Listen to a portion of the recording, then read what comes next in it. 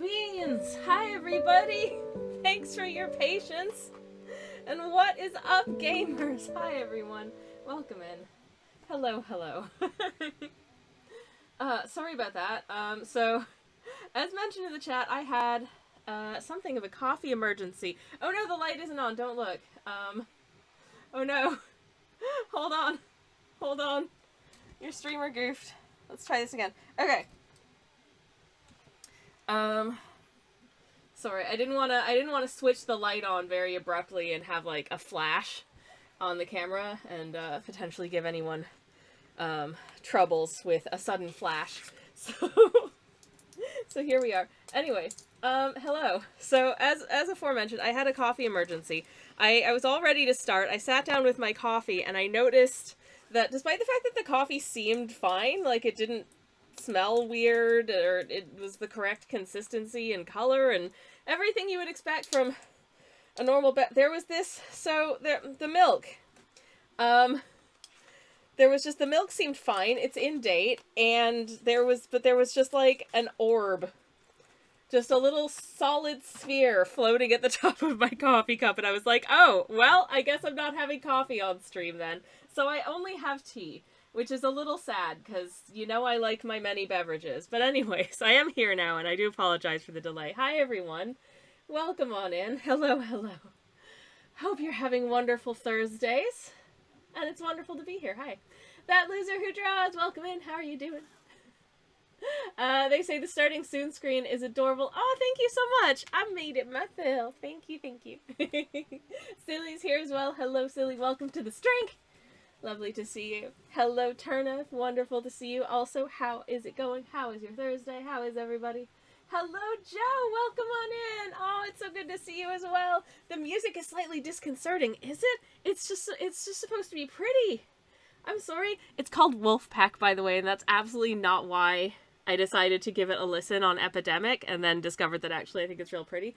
I don't know. I felt like it was a vibe. I hope people like it. You could always mute until the art cam appears. If you don't, I suppose. I'm sorry. Anyways, Neo's doing a lurk. Thank you very much for the lurk. Very much appreciated. And hi. It's so good to finally be here. I've been having symptoms all day, so I am gonna quickly take a couple of ibuprofens. I try not to take ibuprofens all the time, but sometimes you gotta, and that's okay. It's not. There is no one's going to judge your bravery for not taking, like, headache medicine. But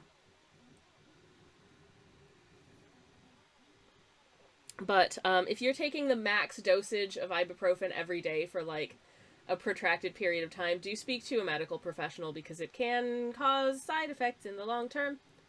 Please be careful.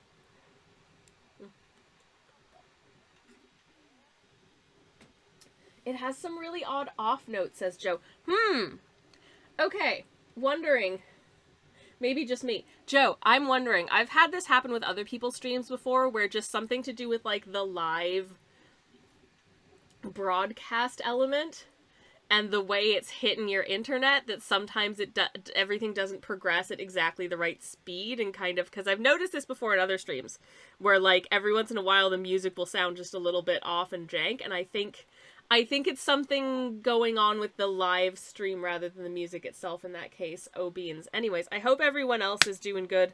I hope y'all are feeling okay. And then immediately I see that Turnip has a cold. Oh, geez. I'm sorry, Turnip. I hope that you feel better soon. It is annoyingly that time of the year when I think people pick things up from, like, the things that their kids pick up at school and then bring it home and then go to jobs and places of business and public gathering and then bring it to other people. Ugh. Anytime you get a whole bunch of kids together in a room, all the grown-ups are gonna get sick. Thanks, kids. Yay. Anyways, Turnip says it's not too bad, but being off color solidarity. Oh, I'm so sorry. I do hope that you feel better soon regardless. I do have a green tea with lime and mint here, so it's like a mojito, except it's a hot tea, and I like it better than a real mojito, because I'm really not an alcohol enjoyer, so this is nicer for me. I mean, I think if you just made a lemonade but with lime juice and added mint to it, and we're like, here, this is a mojito but minus the alcohol, I would enjoy that. Serve it on ice. That sounds really nice. I didn't mean to make a rhyme, but I hope you enjoyed that little poetry moment anyways. Anywho. So, for those who are not aware of what the deal is and what is going on with the things that we're painting and the way that we're painting them for the month of October, this is Stream Ink! Stream Ink is a 31-day art prompt challenge that I am very pleased to be taking part in once again this year. I have done for the past few years, and I am hosting one of the days this year on next Monday. Will be my prompt word. Each of the prompts has been chosen by a member of the Twitch art stream community. And today's word is unhinged, which is why I'm drawing. Look, look, look, look, look. He's fixing a broken hinge on the door. Because that's the first thing that I could think of when I thought of unhinged. Because I'm like that. Now, obviously, there's still a lot of, like, negative space in this piece that I kind of do want to fill in a bit. So I'm just going to add, like, a wall of bookshelves here. So I'm not adding a wall of bookshelves. I don't have time for that. I'm not devoting the full month to this piece. There may be 3 to 4 books in the whole painting by the time it's done. At most. And I need to mute for just a second, so bear with.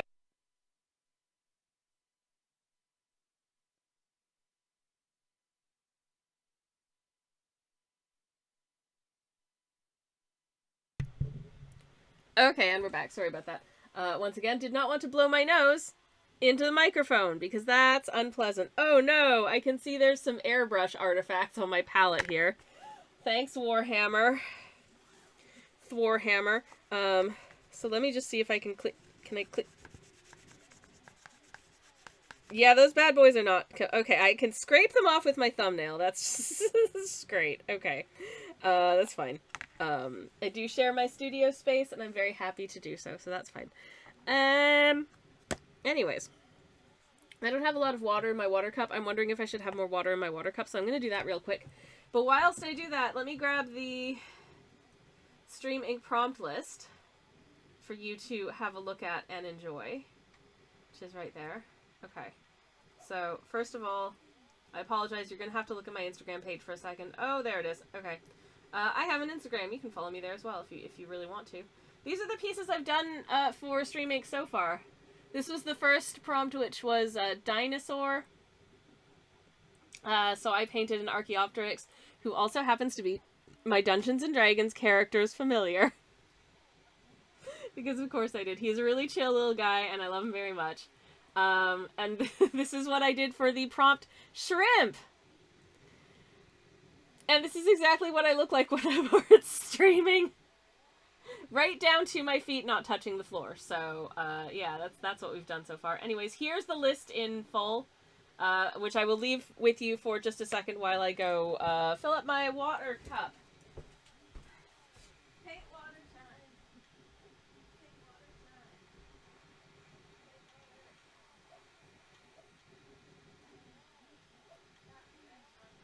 Okay. Paint water has been acquired. Hooray. Alrighty. Anywho, hello everybody. Welcome in.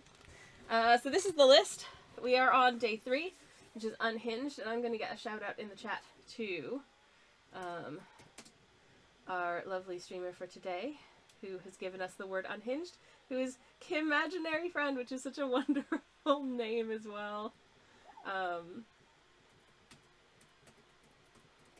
Concentrating for a second there to make sure I actually spelled their name correctly. And I think they were streaming when I started streaming, so they may also still be live. So if you decide to go check them out, and you should, can always open a new tab and try to watch 2 streams at once, like I often do, and then get confused. But anyways, hello Eva, welcome on in. How are you doing? It's lovely to see you, and welcome. Hope you're having a good Thursday. How's your week been? Welcome, welcome. Hello, hello. Owen, hello, welcome in. How are you doing? Hello, hello. Your shrimp artwork was so good, says Owen. Oh, thank you so much. I don't know what it says about me that the first thing I thought of with shrimp was like my posture, but there you have it. But I know that Owen in the chat here has also been doing some works for streaming, and they've been super good so far, and I love them so much. Owen is amazing at like bird stuff in particular. I love your birds, Owen. They are so good. Birds, my beloveds. Anyways, but Eva says there is more than one streamer. There is more than one streamer in this chat. We have a wonderfully talented group of people around here, and I love to see it. Okay, I did allude to the fact that I was going to add like a gazillion bookshelves all over this piece, but no, I'm gonna not do that because I have neither the time nor the inclination to draw another entire thing of bookshelves. So what I'm gonna do is, not having like a ruler or anything, I'm just gonna use this ibuprofen box to sketch out where I feel like a window would be on this wall. I'm gonna give this wall a window just because I think, you know what, windows are nice. Is that straight up and down in line with the, you know what, this is a real handmade cottage. It's probably pretty old, so honestly, if the window's a little bit wiggity wonky, let's consider that a feature rather than a bug. Oh, like okay, in Canterbury, in Kent, there is this one building that has the door, like I don't know how, but the building being like this, the door is like that. It is so cool. I haven't been in, I think it might be a bookshop or something, I'm not sure. I haven't been in it, but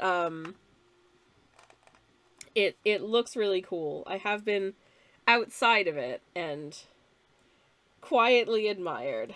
I think I probably took I haven't been to Canterbury in like, I don't know, 14, 15 years, so it's been a wee while since I've been to there. Where do I actually want I think that's too long. Let's bring it up a bit because I want to put a little sideboard under the window. So if I pop the bottom of the window right about here, here-ish, maybe there-ish. I don't want to make any weird tangents, so also kind of shaping the window based on what doesn't give me weird tangents, as you do.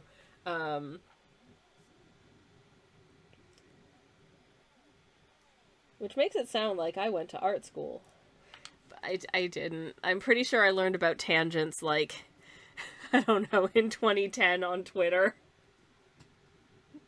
And was like, oh, yeah, that's something to be aware of. Anyways, Eva says, I was gonna come in with lax books. Then you left and I forgot. Oh, I'm sorry. But also, you're right. There is not going to be a complete absence of books by the time I'm done, I promise. There will be books, damn it.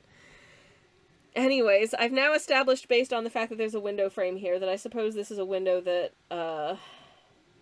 or this is a wall that leads to the outside, because I hadn't actually decided whether this was an interior door or, like, a door that faces out to the exterior of the building, and I guess it is an exterior-facing door. Maybe it's the front door, maybe it's the back door, maybe there's a side door, I don't know. Maybe this cottage is a really weird shape and somehow this door is on a diagonal. Question marks? I don't know. Did I want to put curtains on this window? It kind of makes sense to me to have curtains on this window. Okay, well, I'm gonna finish just sort of marking up, like, the frame of it. And then I'll quickly decide if I want to put curtains. I think it makes sense for them to have some kind of curtains. Otherwise they could just be, you know, you could just be tooling around your house in your underpants and someone comes up to the front door to deliver the post and it's like, oh no! Oh no, you've seen me in nothing but my linen shift, and I'm Donald Ducking it because it's the 18th century. Anyways. I mean, listen, the shirt's long enough. Anyways, I should stop talking. No, I can't stop talking. It's my stream. What am I saying? Anyway, how's everyone's week been? I'm gonna shock and surprise you all by telling you that I'm tired. As I say, I've been feeling a little under the weather today, which, again, also not super surprising. But oftentimes I wake up and feel like, wow, I really am allergic to waking up in the morning, and then it kind of goes away after an hour or two. But today, it's just been like, no. So I think I'm allergic to having had to be out of the house all day yesterday. Maybe I've come into contact with something similar, like some kind of bug, I don't know. But not feeling fantastic at the moment, so yay, love that for me. Anyways. We persevere. We have our tea. We unfortunately don't have our coffee because it went wrong, but that's okay. I think I'm gonna put curtains, but the curtains have been drawn back. So I'm just gonna draw them in. Like so.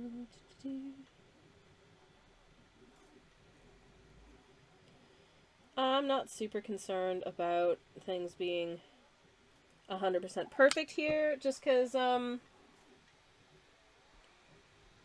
having to do one of these every day, and so I'm very aware of the fact that if I get too granular with the details of every piece, I'm gonna end up going over and not giving myself enough time to do it.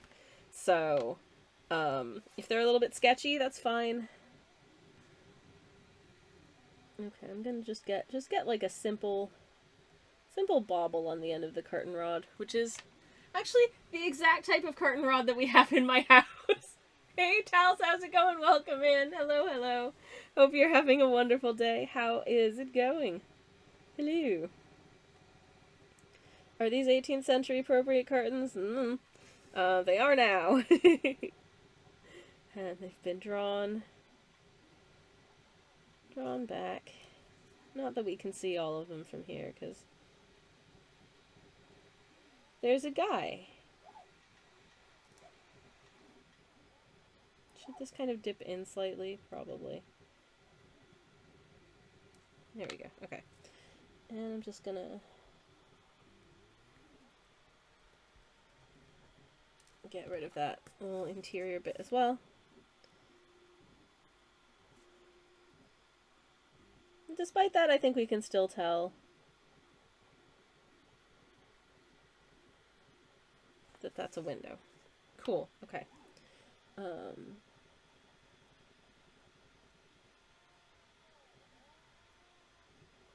just gonna have these tied off with a little sash or something, I think. Like so. And this one you can't really see that well, so whatever, it's just like that. Okay. Alright. Things are making a little bit more sense in this place. I didn't want them to just be sort of like, the room is a void. That I want it to feel a little bit more lived in than that, so gonna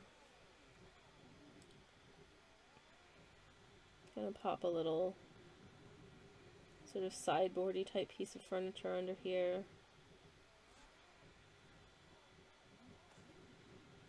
It's got interesting shape. Some nice flourishes and stuff, I'm sure. I don't know.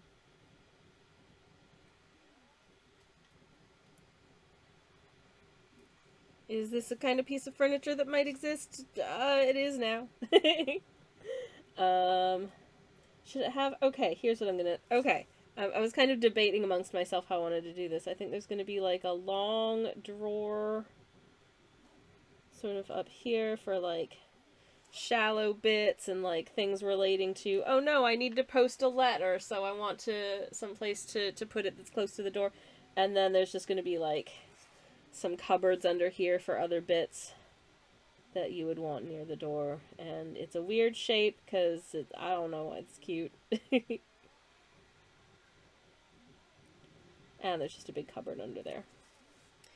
Okie dokie. Actually, can I do slightly more interesting drawer pull? Nothing too dramatic, but something that just says this is somewhat of a nice piece of furniture, perhaps.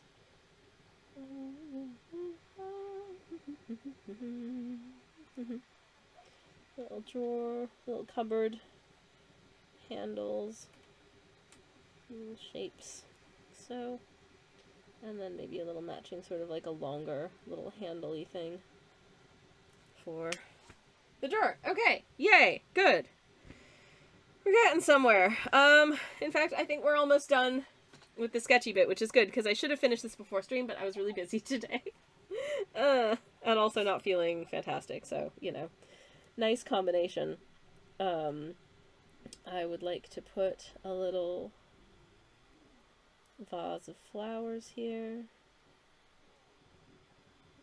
Doot, doot, doot.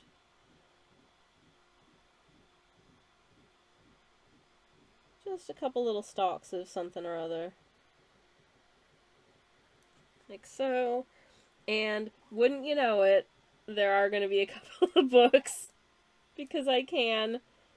And I have zero self-restraint for such things. Apparently.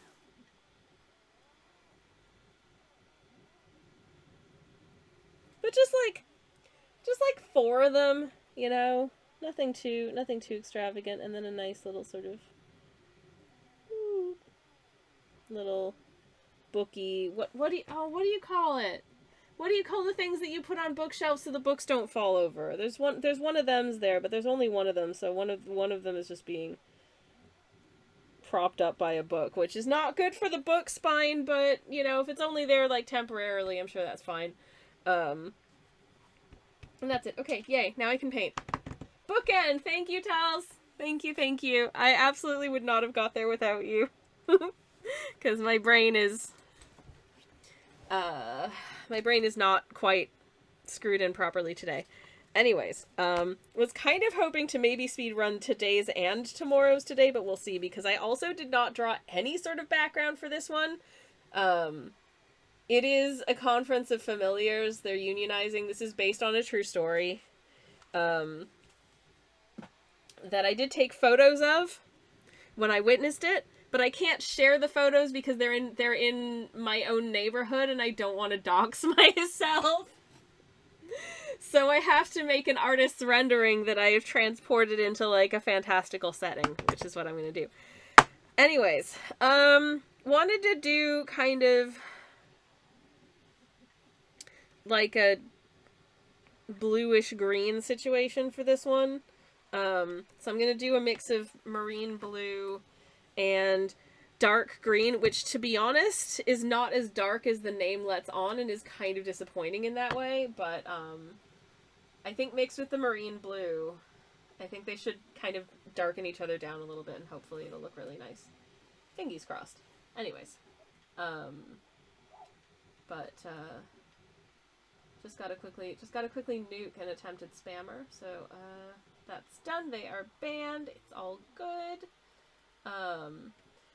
I think Twitch is having a moment because it alleges that I'm offline, and it did that the other day as well, and I know that that's not true. So I think it's just being a bit of a weirdo. Anyways. Oh no! Oh no, I know why it's being a bit of a weirdo. Oh heck. Okay, we might go offline for a second, but please stick around. Heck. Oh.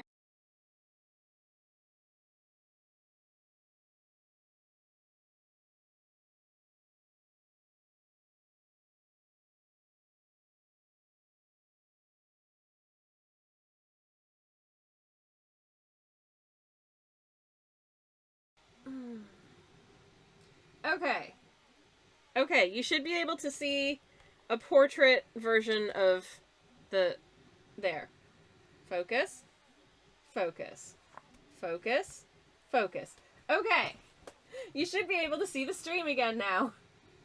It did a little poopy in its pants. But thank you for the welcome back. I am once again here. That did take a moment, and I do apologize. Things went a little bit wrong, but I'm back. Basically, because I'm using a phone to film, like, as the camera to record this, it decided to override my computer being connected to the home internet and be like, oh, did you want to connect via your phone's, like, mobile signal? And no, I don't, because A, it's worse in this area, and B, that's gonna cost me a butt ton of money. So no, don't do that. Anyways, so that's what I had to try and fix in the background. Yay! But I'm here again, hello. So hopefully y'all are here as well, just to make sure. I'm just gonna put in chat, if you can't see stream, pulls refresh. Okay. Hopefully that'll help anyone who's still having issues, if they are. But I am manually shaking up. I don't know, you can probably hear in the background that my partner's 3D printer is in the middle of a large print, so I am hand shaking these instead of using the good old Wobbletron, because the Wobbletron is on the same table as the 3D printer, and I don't know if wobbling things will F up the print potentially if it, like, knocks it a micron out of place and suddenly there's filament just spraying everywhere, which at the same time that, you know, having like a big bundle of improperly printed filament is super fun because it looks like silly string, it's also bad because that filament costs money, and we'd rather it didn't go to waste. Was that 2? I think that was 2 pipettes. I'm gonna add a 3rd pipette. This is acrylic ink, by the way. This is the medium that I will be using for the duration of this month. This is the most hinged depiction of Unhinged I think anyone's ever painted. They look so serene. What am I doing? Anyways, I just thought it would be really a cute interpretation of the brief to do, like, somebody fixing, like, a door hinge. So that's what I did. This bottle is broken. The pipette does not work correctly. You fill it up and it just immediately empties back out again. As you can see, it's covered in dusty gaffer tape, and that's because there was a puncture in the top of, like, the pipette of the bottle when we got it. So I kind of have to fill it up, let it mostly spill back out into the bottle, and then hope that I can get a little drip onto my palette. That's what I'm doing. Anyways, I do like working with inks. They are fun. They are a pain in the backside to clean when you're done with them. But painting with them I find very satisfying. I like the way they look, I like the way they feel, I like the fact that they are permanent once they're dry, so if you go in and do any kind of layering and stuff, you don't have to worry about, you know, sort of how, whether or not they're gonna lift, because they will not. Unless you want to be able to deliberately lift stuff, in which case you're SOL, because it's not happening. That's just there now. You're gonna have to fix it in post. Anyways. But yeah, I'm really sad about my coffee. I had a really good coffee this afternoon, and I was like, I want to continue that coffee experience because it was super yummy. And I cannot, because it got all bad. Anyways, Aoife says, I tried motivating myself to harvest my... I have no idea what a topinambar is, but that sounds cool. Is it a type of ooblet? Because I do like ooblets. I just went back. Oh, because it's going to rain later tonight. It's a tuber. Ooh, I do enjoy a good tuber. I do. I love that for you. Anyways, I just noticed I got a big blob of ink on the work surface, and I'm just so glad that I didn't get it on the painting itself, because that would have been bad. Wouldn't be the first time. There was a piece that I posted for Stream Ink a couple years ago where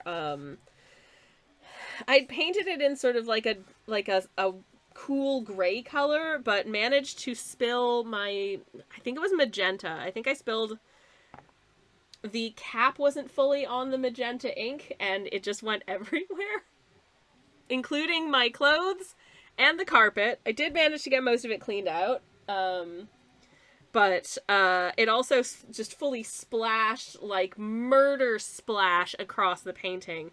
And I did manage to clean it up entirely in post, and you would never know, looking at it, that I had to meticulously clone out, like, a massive, like, murder-looking blood splatter all over this cute little portrait that was supposed to be gray. Anyways,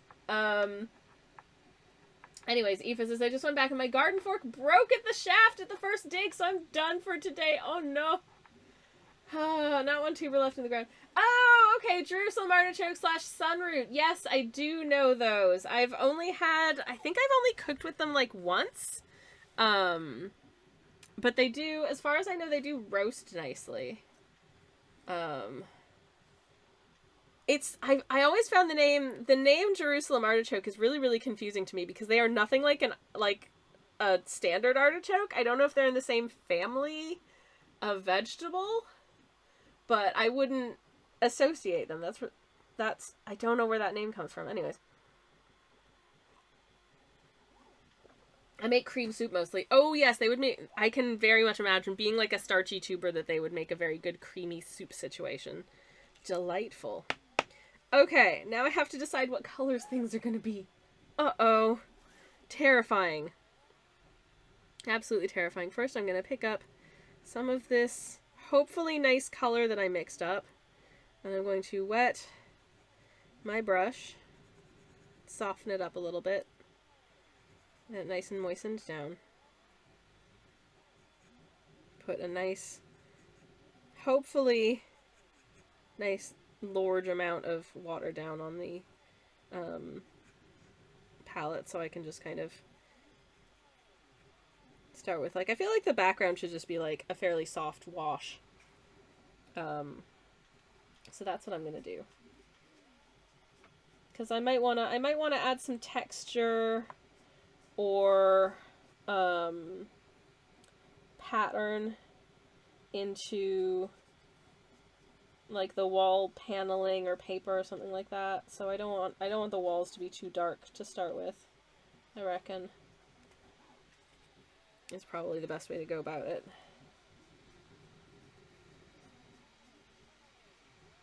So I'll do that first. Anyways. Home renovations. My favorite thing to do. Supposedly they taste similar, says Aoife. Really? I cannot say I've had that impression, but as I say, I've only had it once, and I think they were roasted, and I don't think I've ever, like, roasted a regular artichoke, so maybe the comparison was a bit off from that perspective. I mean, one of my favorite applications for artichokes are, like, either A, on pizza, or B, in, a very cheesy dip. So, or with just an absolute ton of butter. Steamed. Not that artichokes are something that, I don't know, is there anyone here who, like, eats and prepares artichokes on the regular? Because I really don't.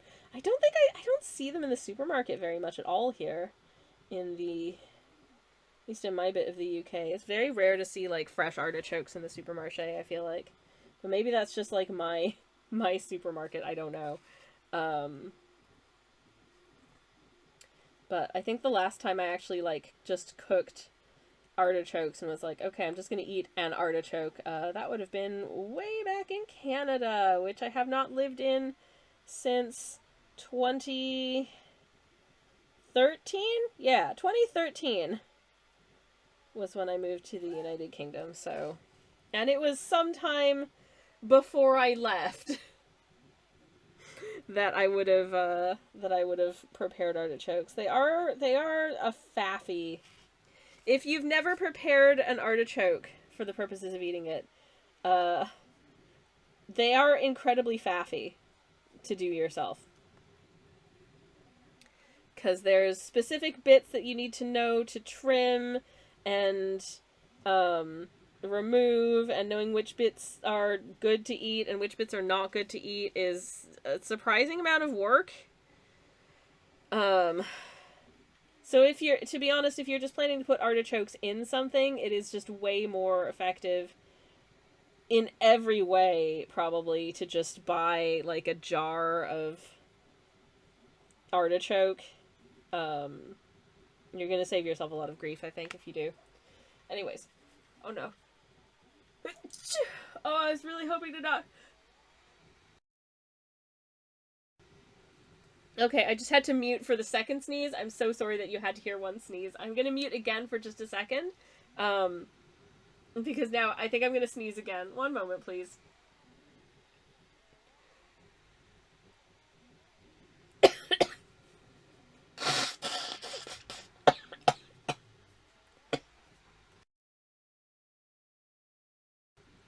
Oh, jeez. Hello. Um, sorry about that. I, I'm better now, hopefully, at least for the moment.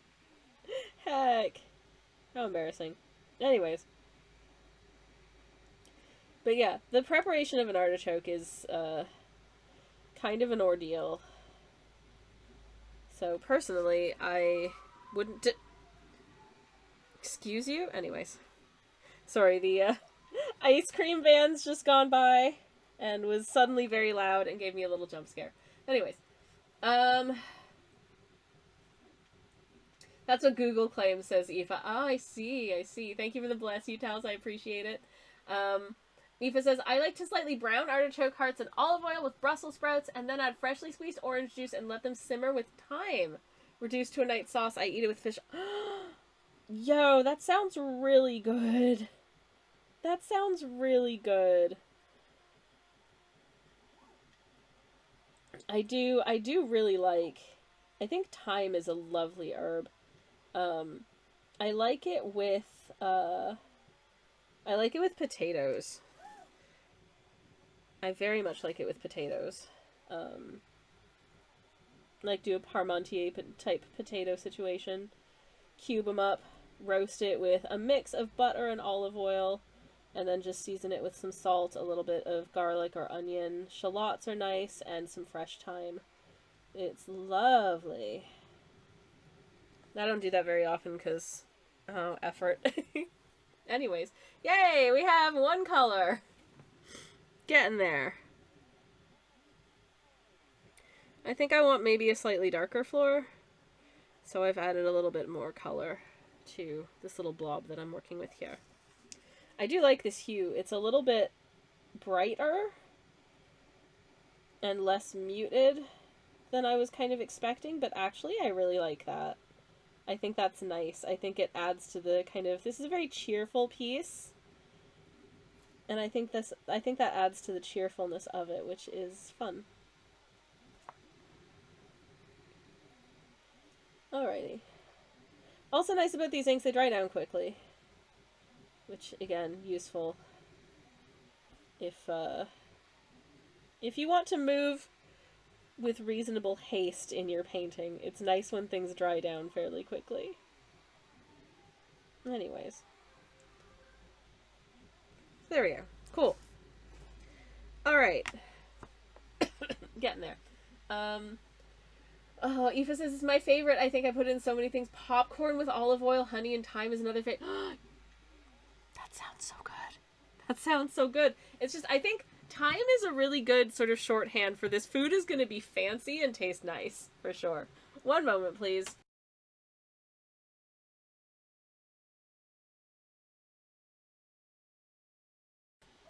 Oh, apologies. Okay, back now. Anyways, but yeah. I'm gonna take a sip of my tea. Thank you for the bless you, much appreciated. Ah, hell yeah. Okay, what do I want to color in next? I'm probably gonna end up coloring the little guys last. I kind of want to do sort of like the larger areas first, I think. So let's see, maybe I can do, maybe I can do like, I feel like the window frame and the door frame are probably going to be similar colors. So we'll do those next. does this feel like an appropriate amount of colored inness? Yeah, I reckon. I am very much just running on vibes and deciding these things mega arbitrarily, so, anyways. But I think it works. I'm noticing that there's a slight delay between what's happening on camera and what I'm actually doing in real life, so I'm wondering if it's connected itself by Wi-Fi instead of, by the USB cable that it's plugged into. It's just been a technical difficulty kind of day, I feel like, which is, I do apologize for that. But I'm trying my best. Cause yeah, I've stopped painting and it still looks like I'm painting. Oh no, what's going on there? Now okay, yeah, there. We've caught up. We've caught up a bit, but not really. But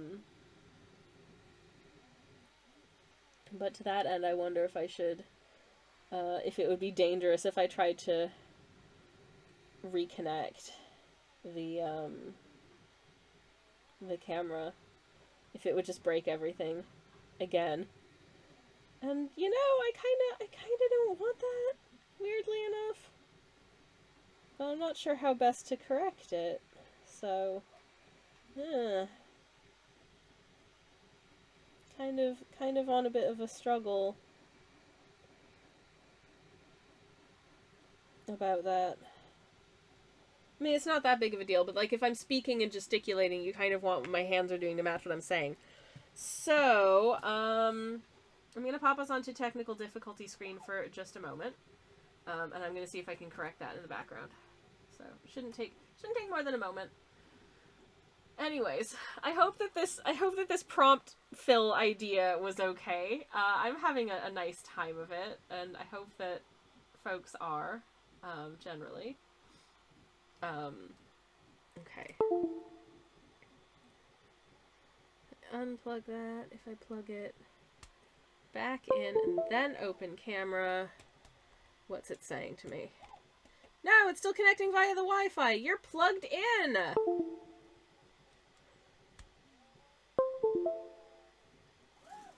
Okay, trying again. Because it really does work so much better when it's connected to the USB cable. So I'd really rather it did that. Okay, I think we're good. I think we're back. And I should be able to be visible in just a second. Sweet Potato! Hello, welcome in. How are you doing? Oh, it's wonderful to see you. Welcome, welcome. Hello, hello, hello. Hello, computer sound sits tall. Yup. Sorry about that. But anyways. Okie dokie. Door frame time. Hooray. This is the kind of thrilling content that everyone's here for. Anyways. I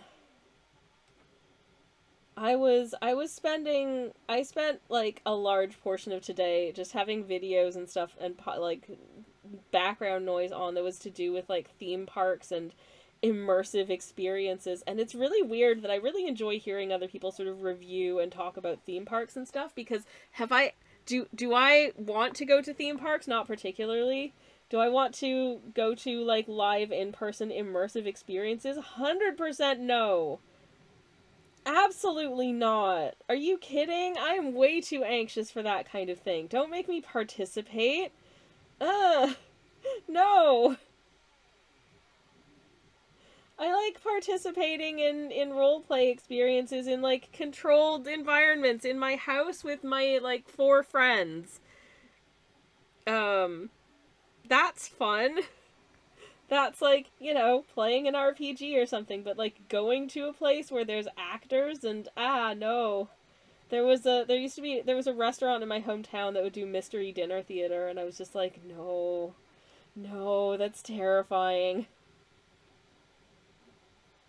What if it turns out that, like, I don't know, is it one of those ones where, like, one of your fellow diners is the murderer, and you have to figure out who it is, and you all have to pretend and stuff, and it's like those games with the hidden identity games that, I don't even like doing those. Like, I remember being with some friends once for, like, a hangout, and playing werewolf. I enjoy watching other people play werewolf, and that kind of game I find really, really fun. I do not like doing it myself, because if it turns out that, like, oh no, I'm the monster, I have to pretend to be the baddie and do murders and stuff. Like, I don't want to lie. I don't enjoy lying. I'm not good at it. And also, even if I am like the secret baddie in that round of the game, if all of my friends figure out that, like, I'm the secret bad person and vote to murder me because I'm the bad guy, I'm gonna get rejection sensitivity about it and feel sad that my friends decided to kill me. Even though it's because I'm a pretend werewolf in a board game.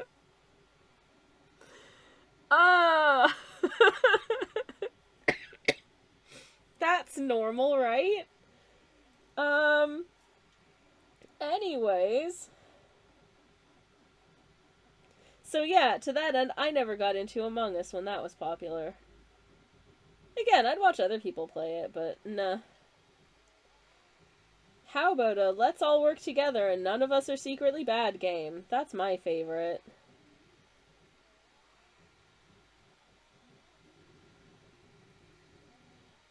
Anyways. Okie dokie. We have a window frame. We have a door frame. Is the door the same color as the frame? I feel like it makes sense that it would be, right? I feel like that makes sense. That's what I'm gonna do. Okay. I'm gonna have a sip of my mojito tea. Delightful. Tal says, I'm also not a fan of those sort of social deduction games. Yeah, it's like, I don't know, for me it's like I enjoy other people. I will watch other people playing it, but I don't want to be involved at all. And there was a while where that was like a big part of like social interaction for a lot, like, sort of a lot of my circles of acquaintance was like, hey, let's get a game of Among Us going, because, you know, it was like the style at the time, and I was like, well, you kids have fun. I don't know, as a gamer, I feel like I'm really bad at being like a game with other people person, because like 90% of the time the things that other people want to video game are things that I don't really enjoy partaking in. It's either things like Among Us, where you are pretending to, you know, someone's the imposter and you have to figure out who the imposter is, and I already have imposter syndrome, so I don't know if this is gonna add to that, so I tend to avoid it. Or it's like one of those sort of like run around first person shoot 'em up games, which I am notoriously terrible at and don't really enjoy the gameplay of. It's very rare that I enjoy a first person game at all. But if I do, it's probably going to be something that I want to play like alone, because I'm bad at them.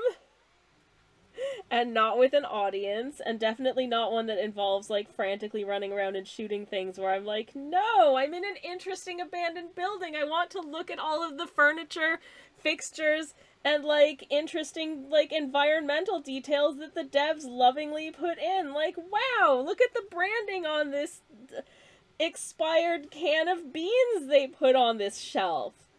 You're not supposed to look at those things because you're supposed to be spending time doing, like, shooty shoots and stuff. It's just there for background, you know, like, set dressing, and I get that, but, if you put details like that into a game, I'm going to want to spend a lot of time looking at them. Choppers. But never mind, we've got a raid! Hello! Welcome in! Welcome. How's it going? Thank you so much for the raid, Vero. I really appreciate it. Let me get a shout out for you in the chat. Let me say hello also to I'm at the other side. Welcome on in. How's it going? Thank you so much for coming in. Thank you so much for the raid, Vero. How are you? It is wonderful to see you, and welcome. And shout out to Hell Angel Vero in the chat there. If you are not following, you can go do that there. What were you up to today? What were you doing? I would love to hear all about it. How was your stream? I hope you had a lovely time. Artem Amanda, welcome on in. Hello. How are you? Lovely to see you, and welcome. I'm just going to quickly finish getting the colors down on this door so it doesn't look jank.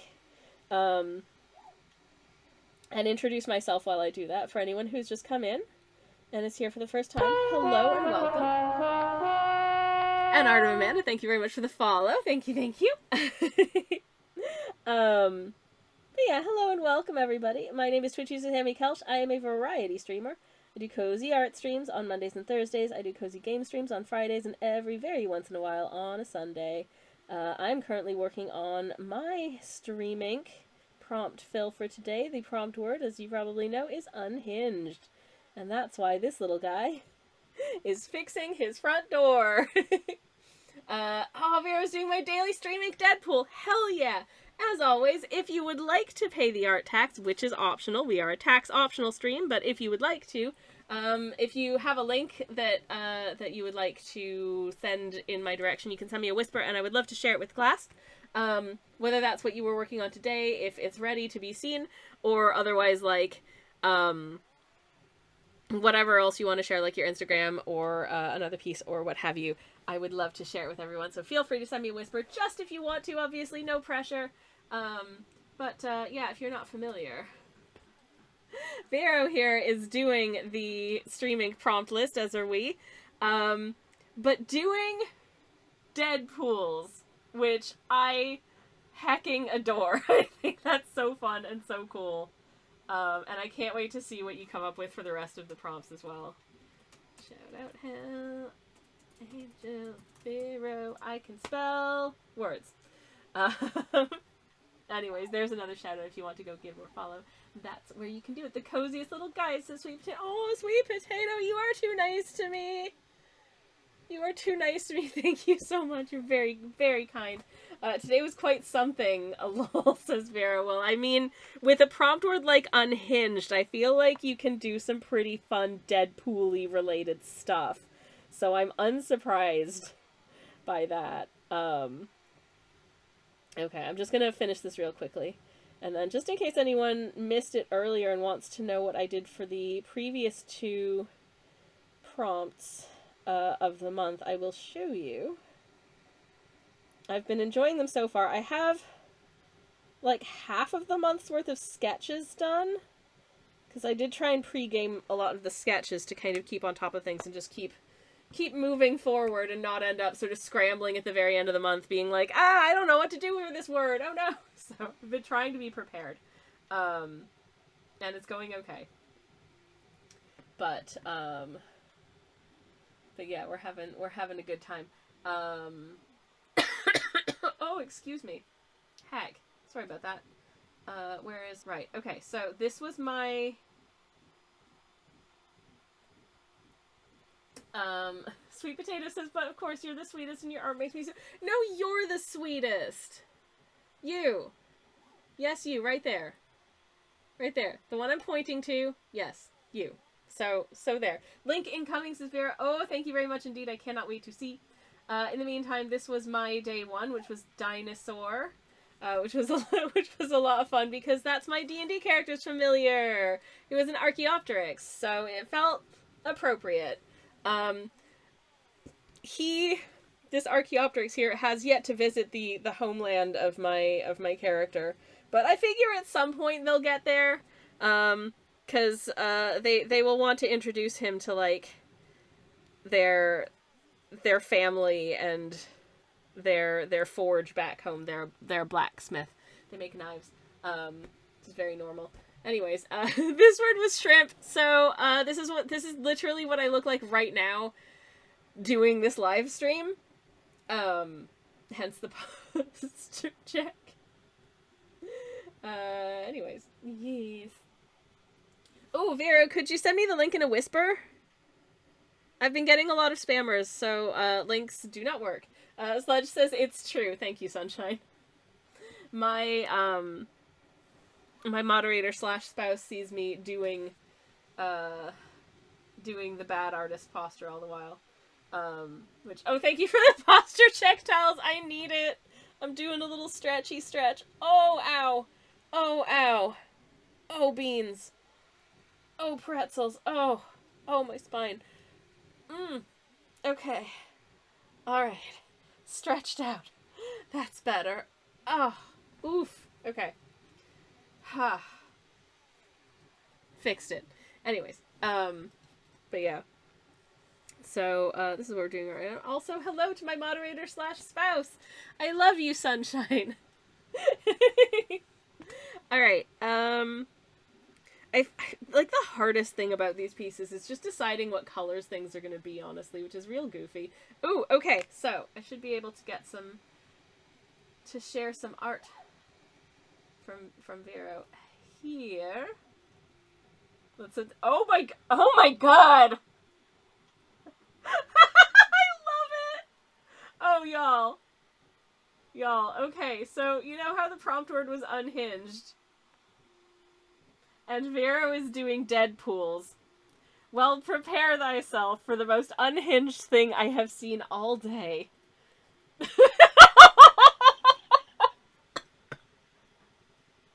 Oh my goodness, that's amazing. He has unhinged his jaw. That is honestly very impressive. And honestly, if you've ever seen like the sort of like more gourmet like gastropub type burgers, that's about how tall they are. And I usually I either don't order burgers or I just or I will just deconstruct them and eat them with a knife and fork, because unlike Deadpool, I can't just unhinge my jaw and put an entire massive super tall sandwich into my mouth. That is crazy, and I love it. Thank you so much. I was not prepared, says Tals. That was incredible.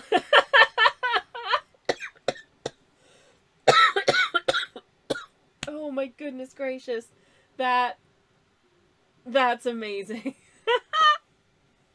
That is an angle of Unhinged I never would have thought to do. That's so funny. I love it. Thank you for sharing. Thank you. And again, thank you for the raid. If you're not following Vero and you like Deadpool, this is a good month for it, so go do that. Alright, I need to keep painting stuff. I need to decide what colors things want to be and all that jazz. Maybe, if I do the furniture. If I do the furniture next. I'm trying to sort of start with all of the things that I can use. Whoa! That I can use the big brush for. Don't worry, nothing spilled. trying to do all the things first that want the big brush, and then I'm going to switch to a smaller brush for the rest. I do like this color. It is a little bit more vibrant than I had intended, but actually I think it's pretty cute. I think it is pretty cute. So, I think it'll work well. Anyways.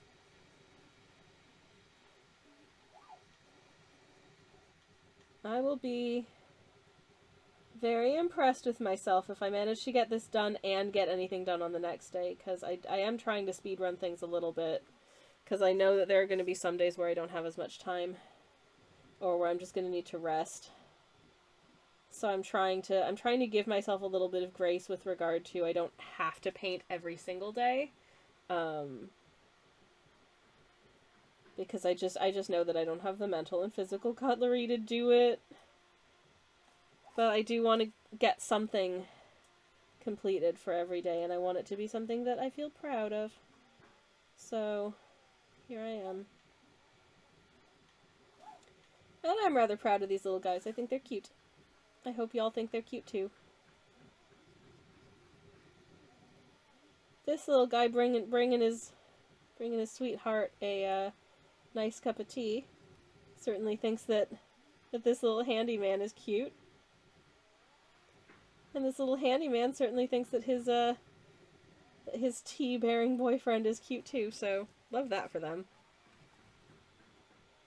I seem to paint a lot of partnerships and romances. I don't know what that says about me. Probably says that I'm a hopeless romantic.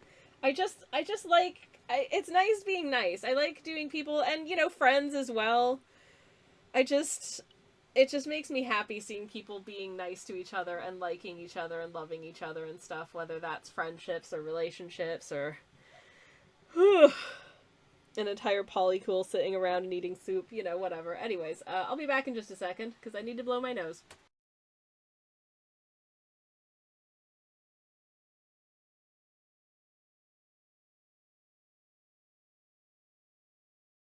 blah. Sorry about that. But I'm back. Hi. I'm gonna take another sip of my tea. That's better. Anyways.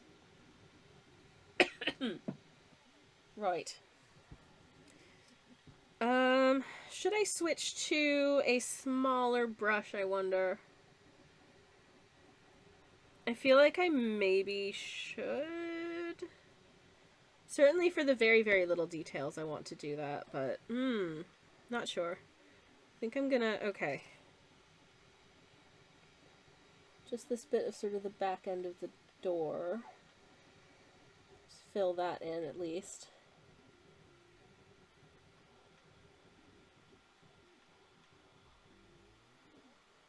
Because some of the details are still kind of big.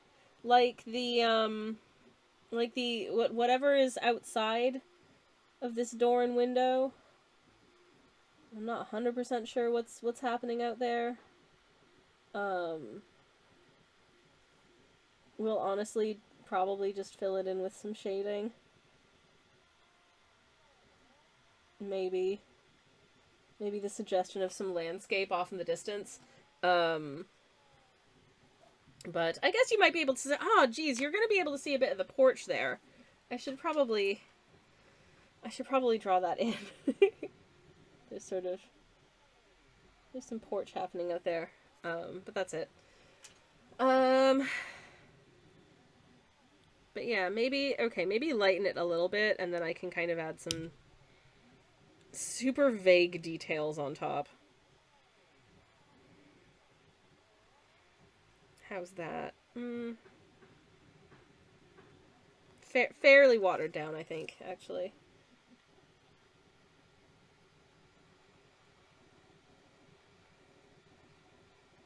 Okay, that color's actually quite close to the color that I have for the window frame, but I think it's okay for now. Because I am going to be adding stuff on top of it, and also, it's going to be well delineated by some nice strong line weight as well.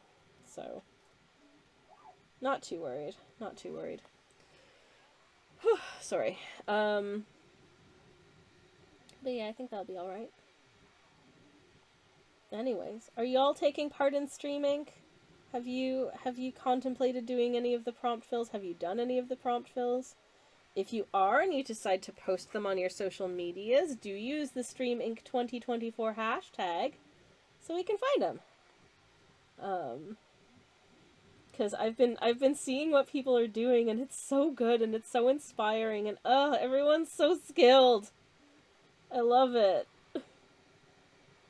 I also always really love seeing, for anything where there's like a set of prompt words, how different the directions people take with them can be. I think that's so much fun. And there's been some wacky, interesting decisions made that I absolutely adore. So good job, everybody. Keep on keeping on. You're doing amazing. I am trying to keep my expectations for myself fairly low, just because I feel like that's the best way not to burn out of it. And I'm hoping to be able to produce something for every day. But also keep things fairly... I say keep things fairly simple, and I could have just drawn, like, a character for this, and no, I'm doing an entire scene with a background and stuff, because I'm silly. Why? I mean, the answer to why is obviously fun, but still.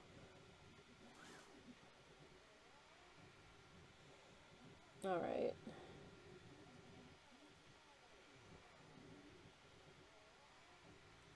It is a weird adjustment. Since I only do this challenge like once a year, most of the pieces that I produce over the course of the year are a lot of different colors.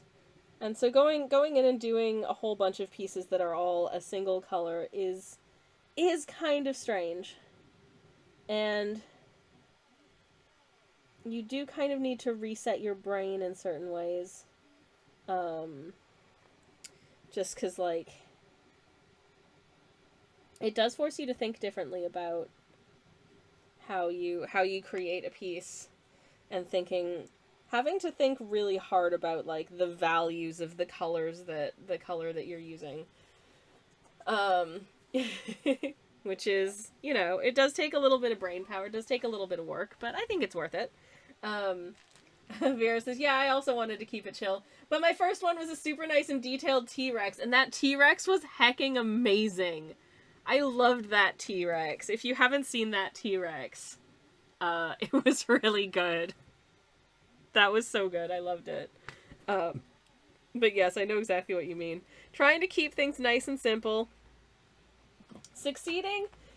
Question marks. I mean, I haven't finished the sketch for this because I figure they're just in some wilderness, so I might just improvise some trees. They're in like a clearing in the forest, There's a lot of ones where I just figure I'll kind of fill in the details when I get around to painting it. Like this one is for honey, and I've just got some beekeepers, and I'm just gonna keep it fairly simple. They're just on a hill, and there's gonna be I'll add some environmental details to the hills so that it feels, like it would. But yeah, trying to keep things fairly simple. And a couple of pieces are going to be like little guys. Like this is for glass. It's a glass potion bottle. It's my focus juice and it's running away from me. Which is just, that's just a permanent mood anyways. But some of these are definitely going to be a little bit more complicated than others.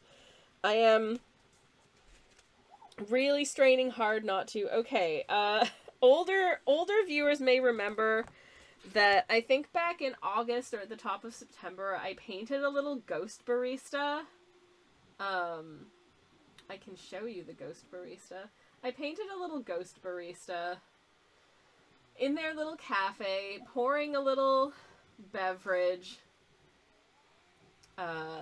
like so. And as you can see, there's a butt ton of detail in this piece. There's a little pastry case, and then all of the things in the coffee shop on the shelves behind them, and the espresso machine, and yada yada yada. There's a lot, right? Well, guess who I decided to revisit for the Cascade prompt? Why, yes, it is the water pouring from their swan neck, pouring kettle from a great height into a little filter coffee, because they're just that good of a barista that they can make a delicious filter coffee from this high of a height, and they are showing off a little bit, but frankly, they deserve it.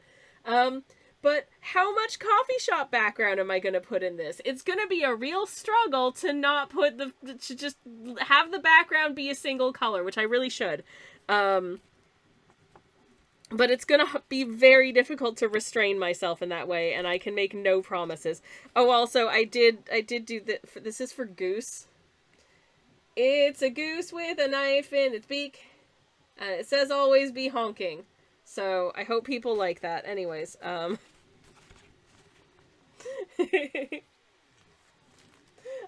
Sweet Potato says, yay, Boorista, very talented ghosty. They really are. They are serious about providing delicious, warm and iced beverages for the spooky clientele of their little cafe. I want to say that they are like a 2-time winner of the Ghost Barista Championship. But, they were also the only entrant to the GBC, so it was really embarrassing the time they somehow managed to come second. But anyways. But they're doing amazing. They are doing amazing. And, they should be very, very proud of their achievements. Right. I think I need to switch to smaller brush. I think it's time to switch to a smaller brush.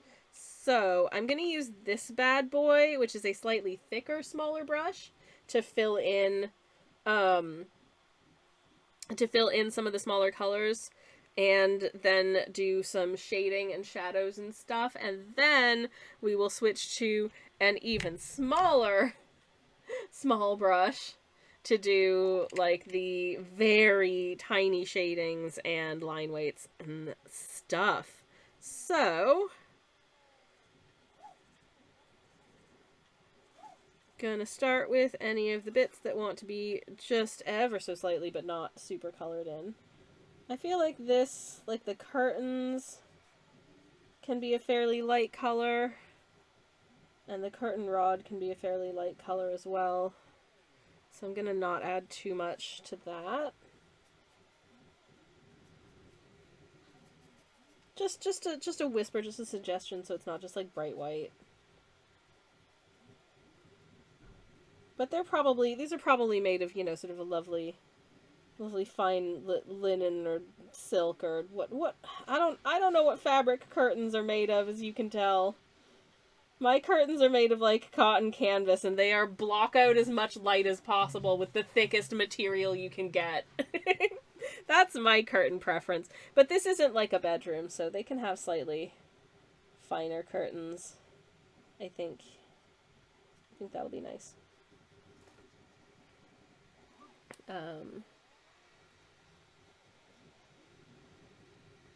Also, my one weakness as an artist is drawing like realistic fabric textures. I usually don't mega bother with it. But that does mean that, oh no, these might not have the most realistic, like, curtain-y texture. I don't know. I just find fabric textures are a real pain in the backside. So I usually try and keep it fairly simple. And I don't know if that sucks, but here we are.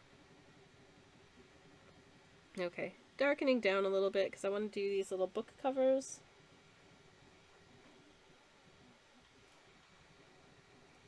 And I did keep my promise. I did say there were going to be a couple of books, but I didn't want to overdo it. So here we are. Because I don't have a cumulative month to paint this one.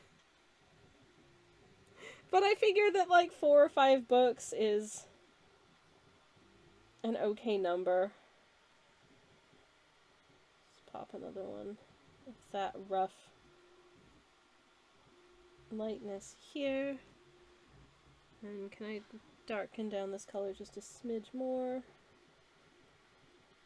And pop in another book there. Okie dokie! Our books are done! Hooray! I'll stick with this color for the little toolbox, I think. Oh, my moderator / spouse is here. I shall go say hello in just a second. Hello, darling. Welcome home. Yay. Oh, I have been ordered to posture check. Thank you. I was very shrimpy just then. Oh no. Okay, I'm gonna quickly go say hi to my moderator / spouse. I'll be back in just a second. Sunshine. Oh baby. Welcome home.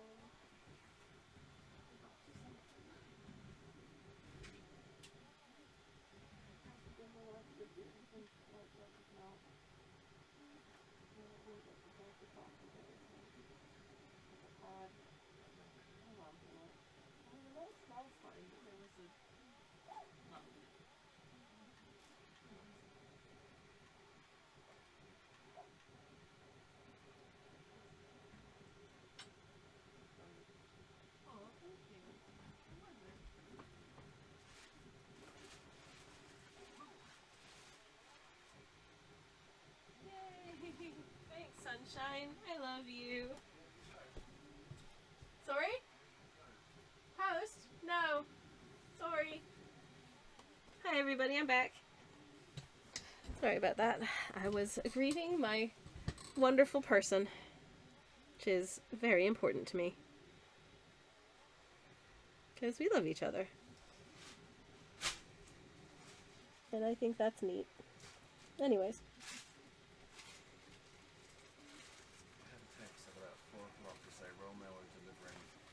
Oh, okay. And then approximately 30 seconds later, another text saying, we couldn't deliver this today. Ah. Apparently my moderator / spouse had a text from the postie to say that, hey, we're delivering something to you today. And then 30 seconds later, we couldn't deliver this to you today. So I think that at some point something was scanned in and it was a goof and it wasn't actually... Somebody punched in the wrong message at the depot and actually it's at the depot, but it'll be on the van tomorrow or something like that, I would guess. I mean, there's a post downstairs for downstairs, so... Yeah. Well, apparently Postie's been, but none for us. Oh well. Just gonna do miscellaneous tool handles sticking out of the toolbox. What are they? I don't know, because I'm not a very handy individual and I don't know what tools you would have in a toolbox. Have not handled a toolbox in a long time, I would say. It's been a few moments. Anyways. Okay. Have filled in the little tools in the toolbox. Can I pick up a little bit more ink again? Because I think that this bookend wants to be... This bookend wants to be a darker color than that ended up being. Oh, beans. Can I pick up a little more ink, please? I said this bookend wants to be darker than that. Thank you. That's better. Okay. Wizard. Hey, sunshine. Hey. Babe. Hand, please. Mwah, I love you. Okay. Anyways. How's everyone's week been? What y'all been up to this week? Have you gotten up to any fun shenanigans? If so, I'd love to hear about it if you would like to share. Otherwise, I will quietly be happy for you. What have I done this week? Well, I worked on the Stream Ink prompts. I've been sketching, trying to come up with ideas, brainstorming, being tired, you know, the usual. I've had a COVID shot. Is that a shenanigan? That's awesome, Tals. Love that for you. Congratulations on having some added protection against getting sick. Love that. I'm not sure if that's a shenanigan or a hijink, but it's definitely a good thing, so I love that for you.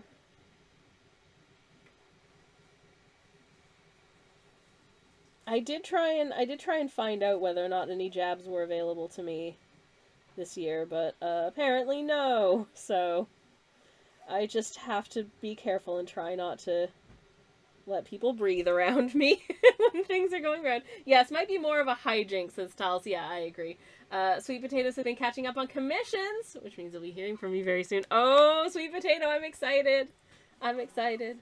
For the uninitiated, Sweet Potato is also a very, very, very skilled artist, who does very lovely things that I love to look at. So, hell yeah, exciting times. Oof, sorry, doing an unprompted stretch because my shoulders were feeling oof ouchy. Anyways, whew, okay. But yeah, I've got potentially some other stuff happening in the background, sort of art things wise, that that you'll find out about in due course. But for the moment, it's mostly Stream Ink ideas, so that's what I'm trying to work on.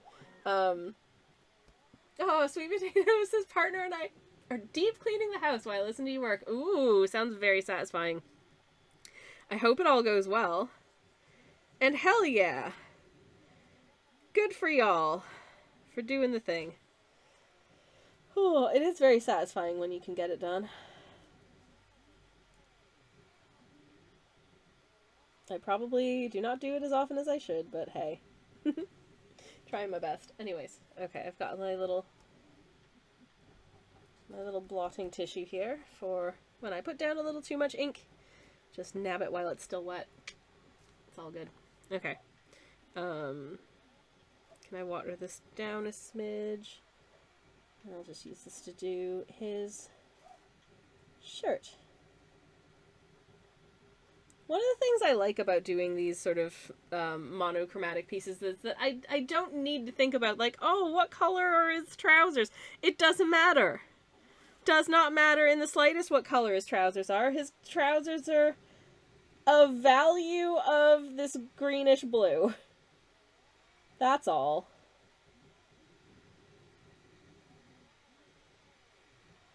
A value of this greenish blue. Whichever that may be.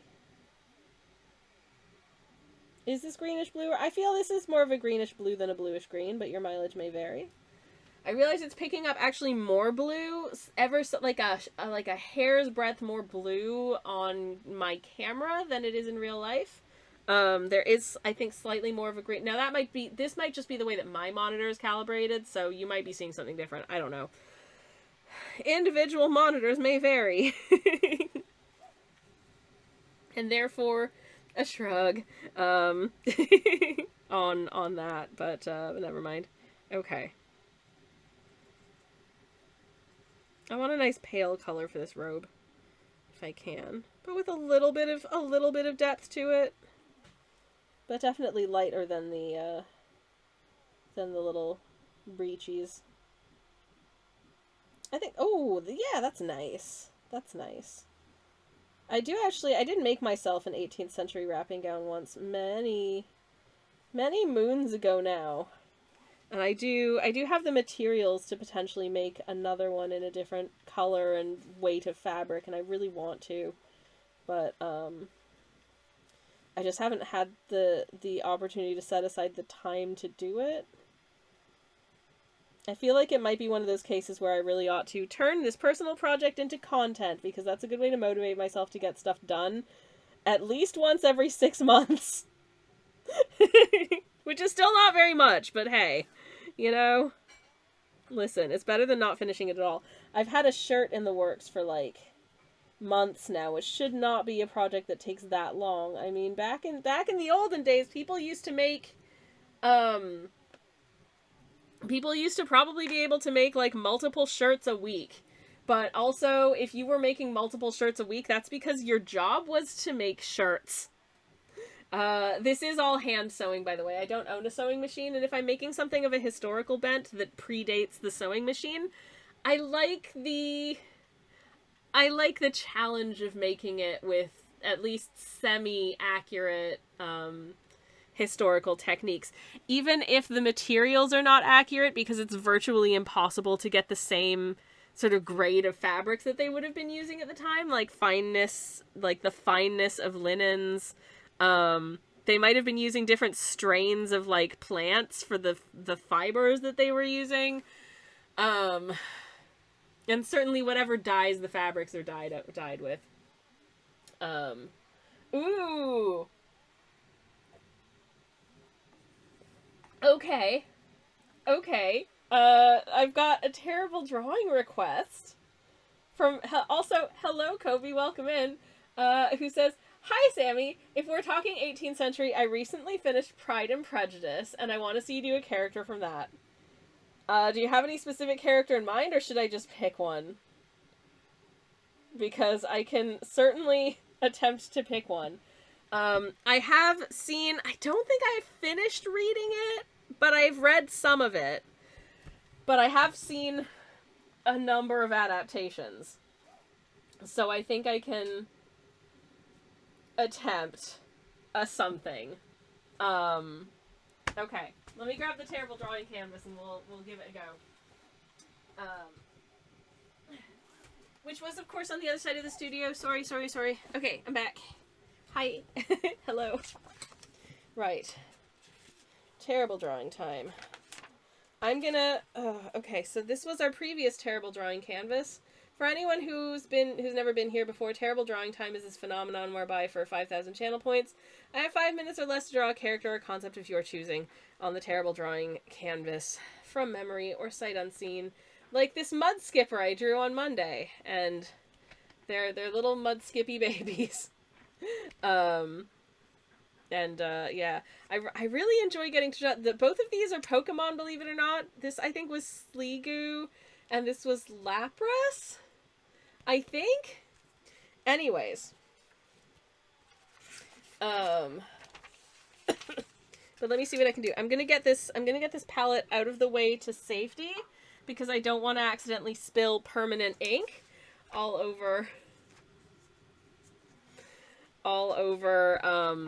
the terrible drawing canvas and indeed the work surface. Ooh, I was thinking Mr. Darcy, because neurodivergent icon, but it's up to you. Well, in that case, I can definitely do you a Mr. Darcy. I'm gonna try and do this without thinking of any one particular actor in mind. I shall attempt to just channel a Mr. Darcy vibe, based on what I think he would look like. So I've got 5 minutes, so I'm going to pop 5 minutes on the clock, get my timer up. There we go, starting now. All right, here we go. Mr. Darcy. Our ND icon, indeed. Okay, so let's see. Going to give him a little nose. Just going to look. Which is going to look like that. I hope that's an acceptable nose for you.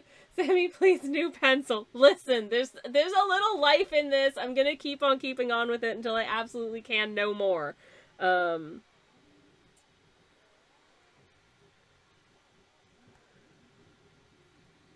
Which will be very soon because I did have to shave it down a little bit again a couple days ago.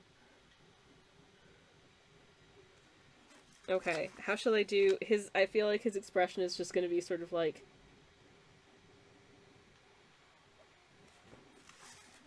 I feel like this is a good face for Mr. Darcy. I hope you approve. He's got his little ear.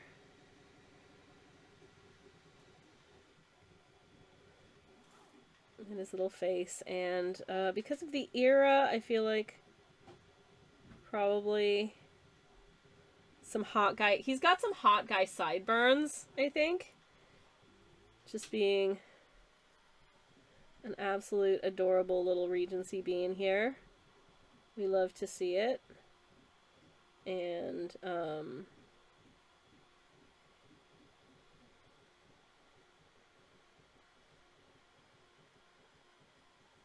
sort of one of those kind of wispy Regency haircuts that were, I think, popular at the time. It's going to try and channel that energy.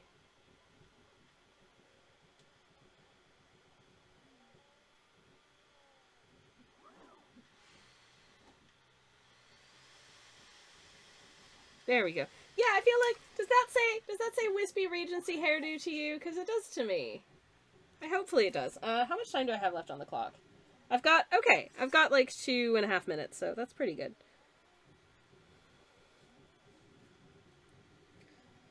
Just gonna give him a little bit more. Just gonna give him slightly more sort of, I don't know, just general anxiety. Our boy's trying his best, listen.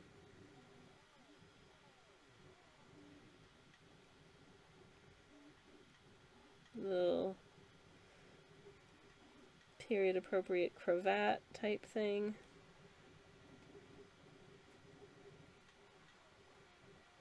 And hands. Very much just kind of fold. Actually, ooh, do I want to do hands folded or do I just want to kind of do Is he just going to be standing there? No, hold up. Nope. I've changed my mind. Okay. So I think I'm gonna have him in a little like waistcoat situation. And then on top of the waistcoat, he's also wearing one of those like, it's the Regency. So I'm wearing one of these weird jackets that's like sort of cropped in the front and then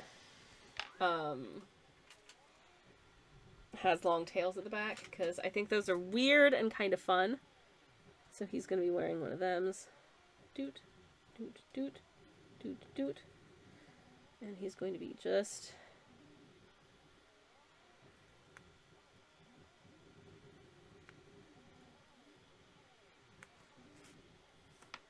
He's just standing there.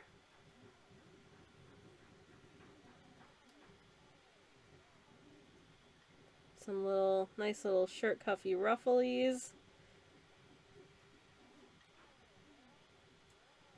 Very cool, dude.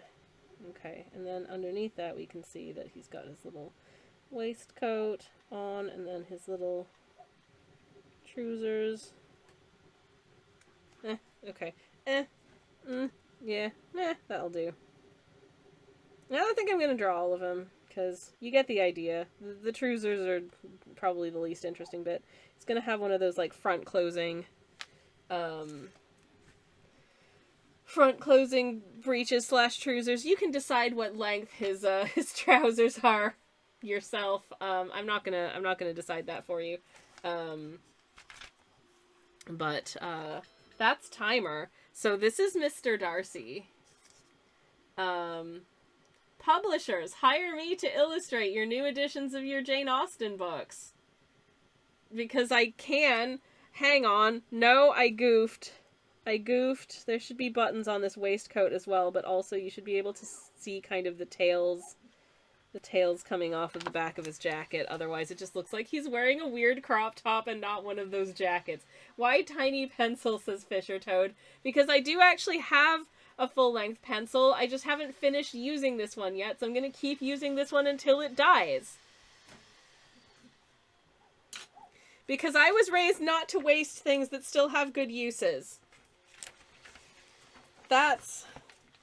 I don't know, that's probably the generational influence of coming from a sort of family of immigrants and then also becoming an immigrant myself later in life. You don't want to waste stuff. I don't know why. Anyways, hi, how's it going, Fisher Toad? Lovely to see you. Welcome on in. Hello.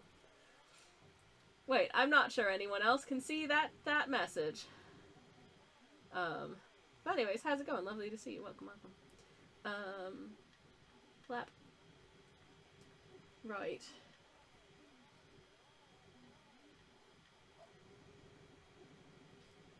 Anyways, how y'all doing? How are your weeks going?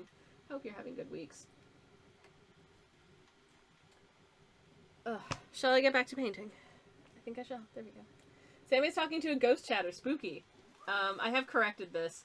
I've noticed this is like the third or fourth time that I've had a first-time chatter come in, and their chat message apparently is only visible to me, even though they're just saying nice things like, hi. Or, wow, this is my favorite video game. Or, nice to meet you. And I feel really bad when it happens, and it takes a moment to figure out how to undo it. But there's a medium couch, says Scobie. No. Anyways, I need to blow my nose, so I'm actually going to do a super quick BRB at the same time. So I only have to mute the mic once. So I will be back in a minute. Please enjoy the BRB music in the meantime, and the BRB screen. I'll see you all shortly. And, yeah, take this as an opportunity to hydrate and do a little stretch and all that jazz, if you need to. I'll be back in a minute. Alright, pals, I'm back. Hello. Say goodbye to the BRB screen and the BRB music.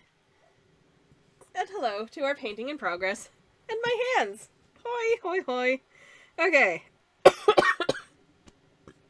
Alright, some additional tiny details to add to this painting. Going to apply a little light color to little door handle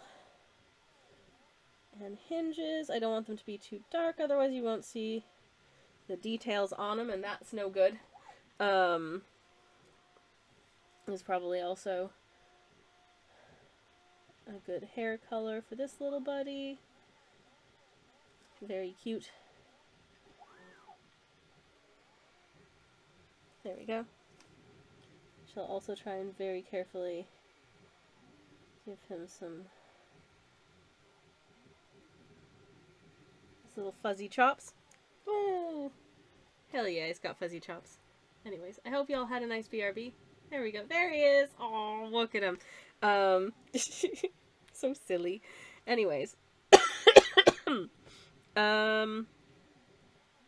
What else? Ooh. Yes, this little stool that our handyman is sitting his little butt on. Needs coloring in. Okay. And also, he also needs hair color. Try and make it sort of medium, but not blend in with the door medium, if I can.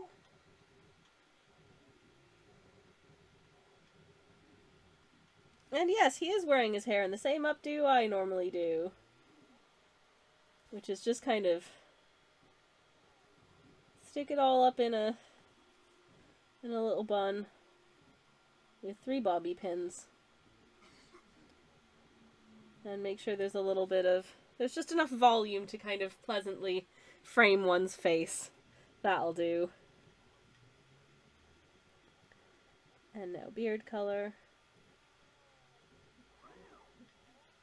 One thing I really have to be careful with when I'm painting characters with beards is that I don't make their beard color so dark that I can't see where their mouth was supposed to be. Because I kind of still need that little pencil line to guide me, you know? Anyways, his hair is quite close in color to the color of the door, but I think it'll be fine when it's done. I hope. There's going to be... the door is going to have, like, texture and stuff on it, so it'll be okay. Okay. And I should also color in their flesh, which, confusingly, is also blue, which does make it slightly challenging to see, is this an appropriate value as a flesh color? But, well, I cursed myself with that challenge, so here we are. Yeah, that'll do. That'll do. Anyways. Okay.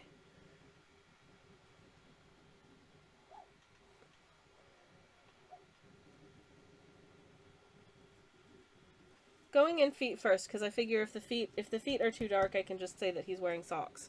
Which is probably the best way to go about it. How's that? Oh no, that's too light. The balance is very delicate here.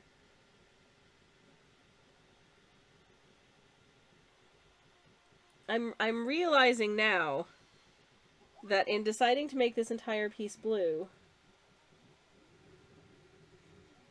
they do kind of look a little bit Smurfy. Now that I've colored in, like, their flesh. A little bit Smurfy. But hopefully that'll be okay in the grand scheme of things, because everything is blue. Maybe they're just Smurfs. I don't know. Smurfs don't normally have... Do Smurfs normally have hair? Yeah, they do. Smurfette's, like, blonde. So, yeah, I guess. And Papa Smurf's got a beard. So, no, listen, my visual memory for the Smurfs is very vague. It's been a long time since I've seen any Smurf media, I suppose, one would say. So whether or not my memories of, like, Smurf attributes is accurate is very much in question, I suppose. Okay. Adding in some shading here and there, and in places where maybe there would be some shading. I don't know. Again, I'm gonna try not to get too granular, too scientific about it, because I'll just hurt my brain if I think too hard about it. But that's not enough of a shadow. Can I darken that down just a smidge? Bloop. Oh, but not that much. That's too wet. Heck. Okay. Pull it back. There we go. Unhinged Smurf, says Talls. Maybe. I'm sure there's some like very edgy, dark Smurf media out there if you want to look for it. I don't, but if you did, it probably exists.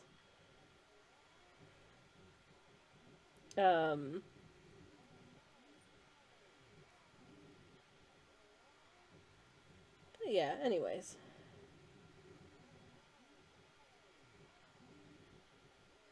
Get a little bit of a little bit more paint on here and do a tiny little chin. Okay, I'm gonna need to switch to an even tinier brush soon, because trying to do, yeah, I'm switching to tiny brush to do the tiny shadows, because I think if I attempted to do this teeny weeny little nose shadow with the slightly larger brush, it would be way too much of a shadow. And it would end up looking weird. And we don't want that. So, keeping it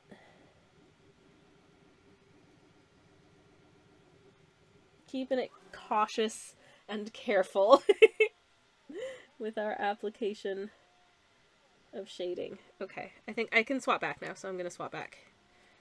I'm just gonna bust out the teeny tiny brush when I need the teeny tiny brush, and other than that, I will just use this bad boy.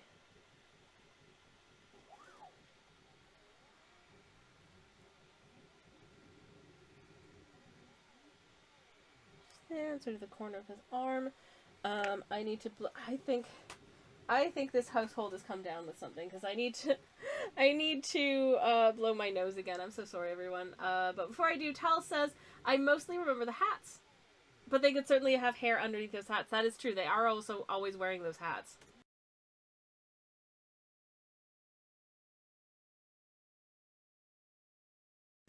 Sorry, everybody. Anyways. But yeah. I do remember, okay, so circling back to theme parks, I do have an intense memory of when I was very small, there still is a theme park sort of within a not horrific drive of my family home. Like, you could get there, within like an hour or two. So I went there a few times when I was young, and they had like an entire like Smurf section of the park. There was, I think, a Smurfs like live show in that area, and there was also a concession stand where you could buy what they called Smurfette ice cream. And friends, when I tell you, it was literally just vanilla soft serve that was colored blue. But was it my favorite thing to get? And would I always want to get Smurfette ice cream? Yes. Did I buy a plush Smurfette doll from the Smurfland gift shop? Also, yes. Did I treasure that Smurfette? You bet I did. I loved that thing. She was lovely. And I was very happy to have her. But yeah, so Smurfland was fun. There were other things in the park. Oh yeah, there was a period of time where the park also had oh, what was it? Why does the name Star Trek? It had Star Trek, which was very fun. And yeah, I did also. I think I bought my father a figurine of. I think it was Worf from Star Trek: The Next Generation from the Star Trek land. I think my favorite thing in the park besides Smurfland was the Star Trek merchandise shop. I was a very normal child. Anyways, oh man, what I wouldn't give to get to go to Star Trek Land now, but unfortunately Star Trek Land closed because the park lost the license to Star Trek, and I think went on to have other partnerships instead. Sweet Potato says, oh man, I want to go to Star Trek Land. I think you would have to first travel back to the 90s, I'm afraid. But Star Trek Land was amazing, can confirm. I don't think there was like a lot in the way of Star Trek themed rides or anything, but like it was there. And that was cool. I think there were like just random Klingons and stuff walking around in costume. And yeah, it was a vibe. It was a good time. So yeah, fond memories of Star Trek Land for sure. But yes. Can you just okay? That's too dark. I just want that little shadow to be visible. There we go. Because these dungarees are quite a dark hue.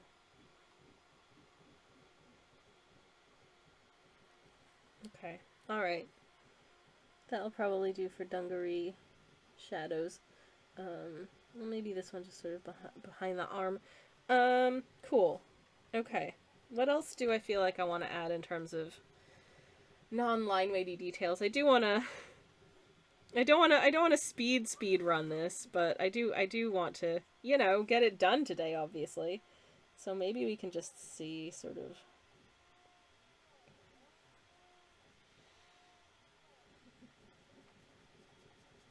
off down the distance through the window. We can see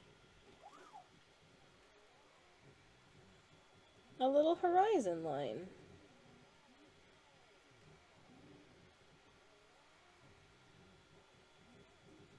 So I'll just fill that in.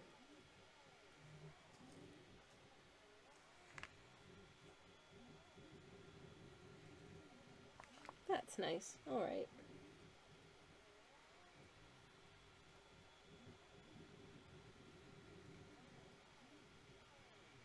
I'll just kind of blend that down. Cool. Okay. That'll do. Okay, Sledge has provided me with a link. What is this? Oh my god, he found it! What?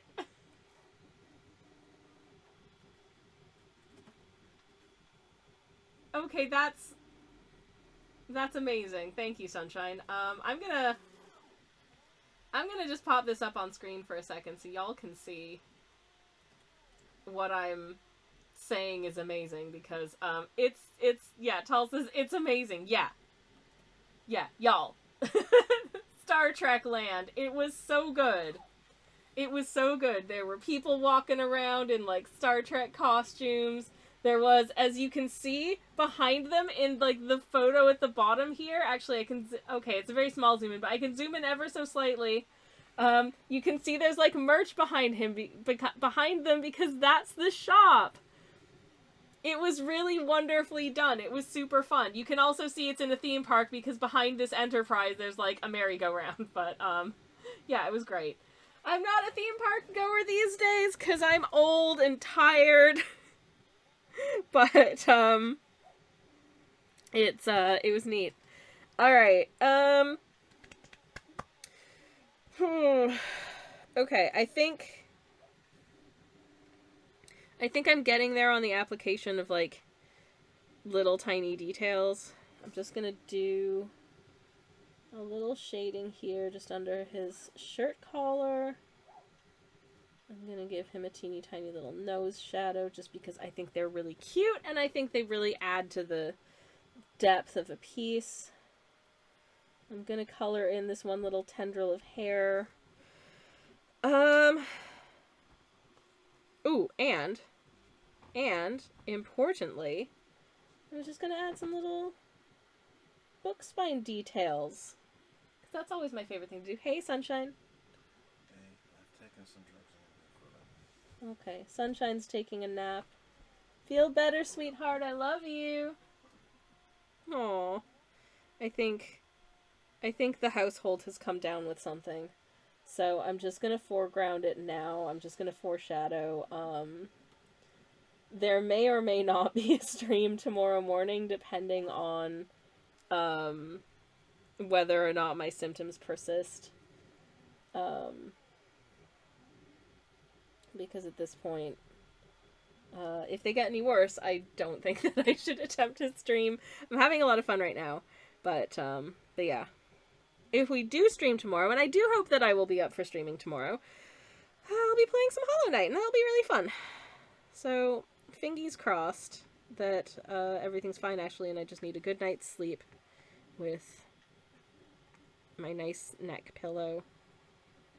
And that everything's okay. Oh no, a lot of this ink is like already drying out. It hasn't been out that long. Why are you getting dry? No, stop it.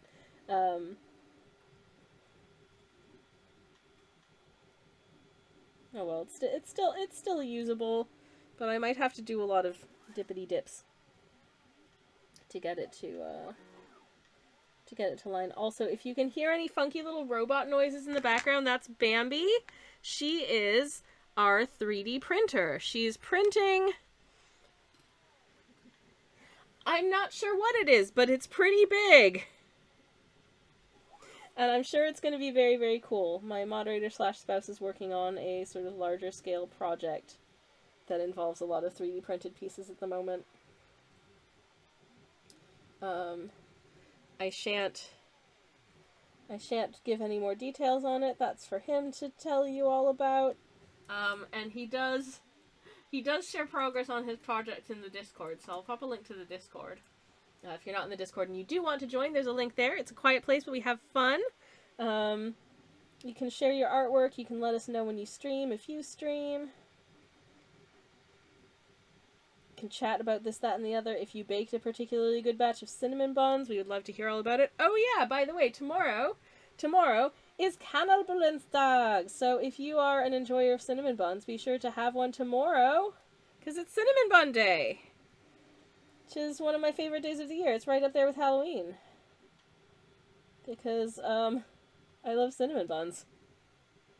I will attempt to bake some cinnamon buns tomorrow, but it depends on how well I'm feeling, I think.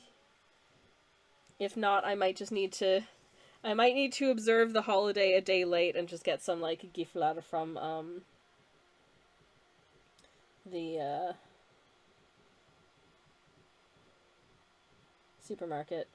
Which would be underwhelming in comparison, but, you know, they are still a delicious cinnamon bun type snack, so it'll do. If it needs to do, it'll do. Anyways. I don't know if this sideboard is like a weird shape. I just thought it would be nice to have something with a little bit of character for them, you know? I thought that would be sweet. So that's what I decided to do. Okay. Anyways. What's for dinner, by the way, chat? I'm having... Actually, I think I'm gonna fill these in because they're made of a different material than the furniture, which is like wood. So they can be a different color. I'm having soup tonight. It is a cauliflower and kale soup. I'm very much looking forward to it. I think it'll be really nice. I'm not making it from scratch because I'm not going to have that much time. And to be honest, I also do not feel great, so just being able to warm something up is really nice.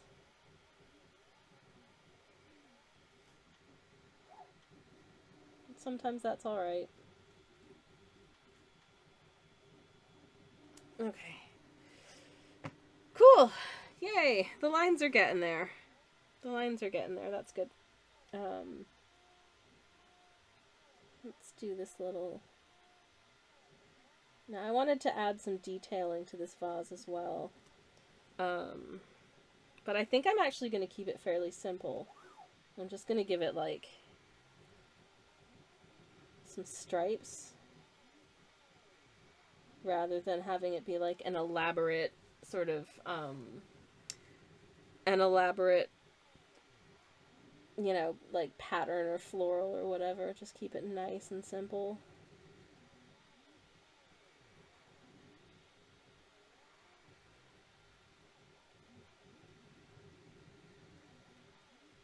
Speaking of keeping things nice and simple, here are just some little stalks of lavender flowers.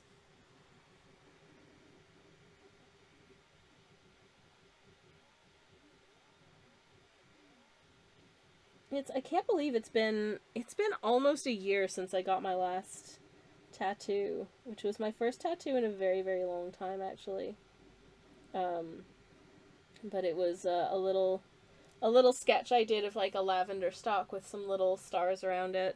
And it was the first tattoo that I'd had done in about 15 or 16 years, so I was super nervous, but the artist was really nice. And I had a very positive time. But yeah, terrifying.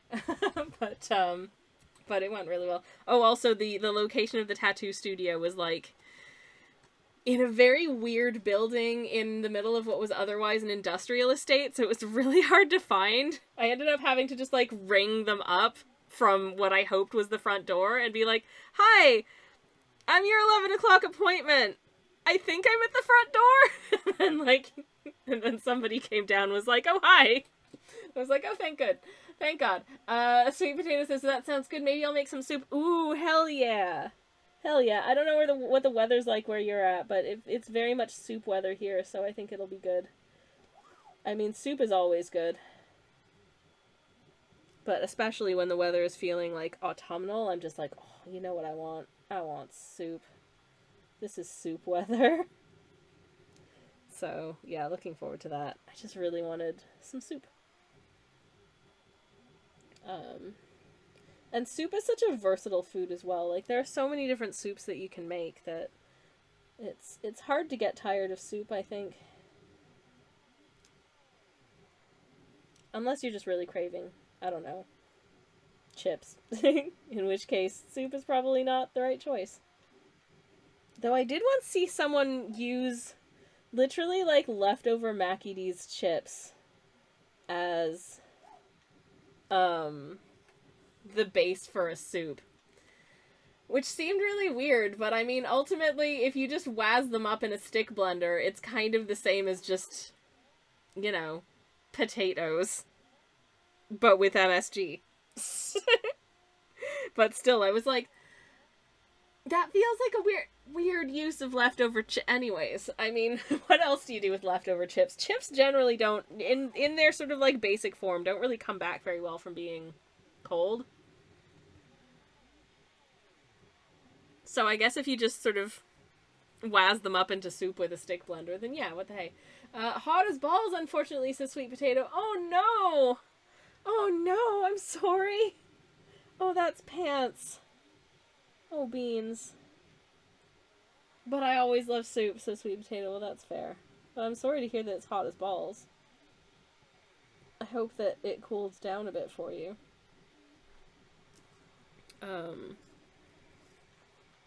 I mean, it will eventually because that's the weather cycle, but whether or not it does imminently or in a few months depends on many factors, such as, you know,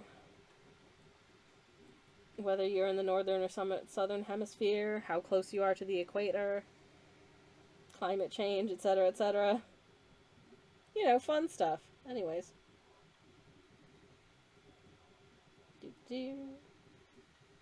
Okay. I'm trying to do this, like, I'm trying to make sure that it looks nice, but I also don't want to linger too long on any of this because I do really want to get this done. It's always kind of a difficult balance, and then I'm aware of the fact that I don't want to spend too long just, like, sitting here saying nothing because I'm concentrating too hard. So, yeah, balance. Okay.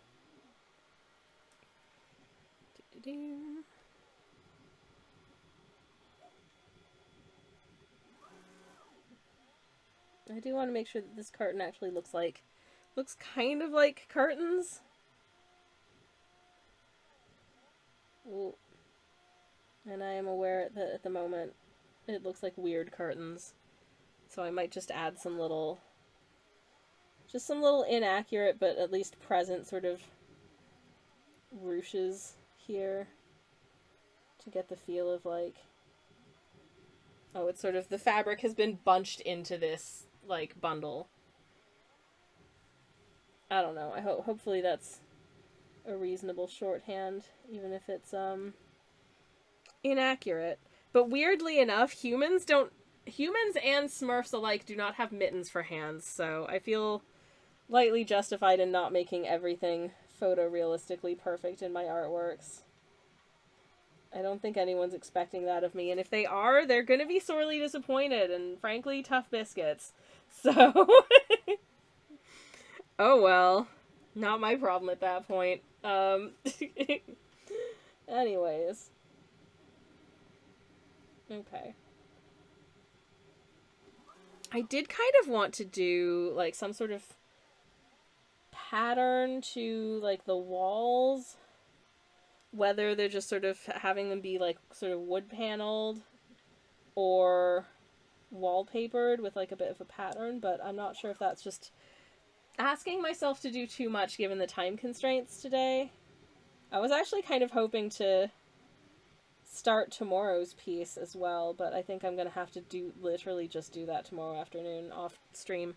And And unfortunately, due to the nature of the challenge, I'm not able to paint everything on stream just because I would not have time within the space of a stream to do all of it, but oh well. We can at least get this one finished today, which I would love to do, so here we are.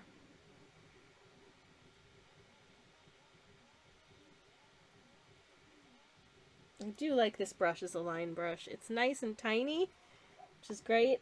The one thing I don't love about a tiny brush is that, oh, you have to dip so often in your medium because it just doesn't hold anything except a nice fine point, which I do want. But yeah, it for the longest time I used to just use like mostly big brushes with nice fine points, but I do also find that can leave you open to the possibility of your line accidentally getting thick in places where you don't want it to get thick because you applied just a little too much pressure and suddenly you've got a thick line where you wanted a fine one, and that is scary, and being able to avoid that feels really good. But having to continually dippity dip is genuinely quite annoying in contrast, but oh well. Oh well. Let's just get some lazy little ruches in here as well.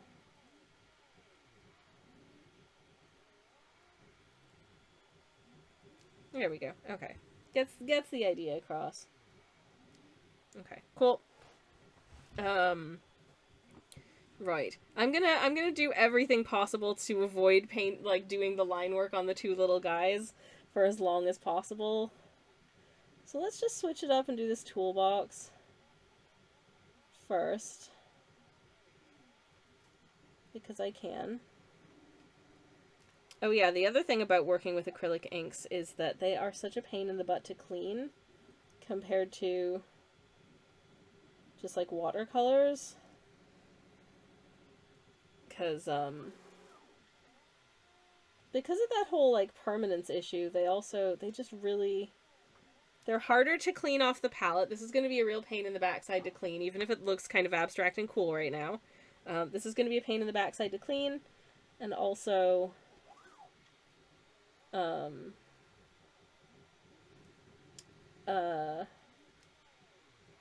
the ink just really wants to like get up into the ferrule of your brush, and that's also a real pain in the backside to clean, to like get your brushes nice and clean and make sure that it doesn't dry up in there and damage your bristles, which you do not want.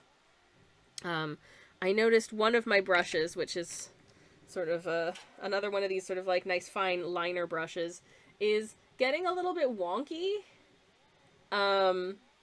And I do wonder if there's been a little, like, a case of some, like, too much ink getting sort of up into it, and it's damaged it a bit. But, I mean, it's a fairly old brush as well. Brushes do just eventually go bad anyway, so, like, I'm not too concerned about it.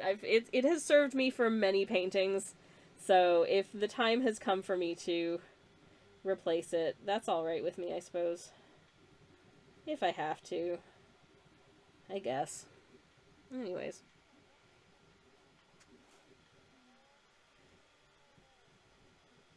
But, like, I'd rather not. It wasn't the most expensive brush. But also I'm a little bit picky about brushes because a lot of the, like, good brushes are made from, like, creature hair. And I would rather use a brush that was not animal-based, ideally. Because I don't know if that's... I don't know how those are gathered. And, I don't know what the animal handling is for that kind of thing. And if I can just use synthetic, that's alright with me. Okay. Speaking of, I'm having to do a bit of research at the moment into, like, old school fragrance and sort of, like, things that were, and in many cases still are, used to, like, fragrance and perfume things. And one of the things that's come up a number of times is ambergris, which is very expensive. I don't actually know what it smells like, but it must smell really good because it's very expensive. You used to also see it as an ingredient in, like, foods and stuff sometimes. Like, you could get, when ice cream was new, you could get ambergris flavored ice cream, which, if you know what ambergris is, oh boy, it's basically kind of, it's not exactly, but it's kind of whale barf. It is a substance that is coughed up by sperm whales. And because of that, because obviously based on that, it's hard to forage for, because you kind of, it just, like, clumps of it will just wash up on shore if there are sperm whales in the bodies of water. So it's hard to forage for. You can't farm it. And therefore it's pretty rare. And therefore it's pretty expensive. And it must smell pretty good because that's a lot of effort to go to. To, like, I don't know, search the seashores for clumps of ambergris. And it means it's rare. But you can find it on eBay, but I'm pretty sure it's not legal. I think it's not legal in, like, the US or something now. Anyways, I do know, says Tals, I'm sure it smells strong, not sure about good. I mean, it's like a perfume ingredient. So,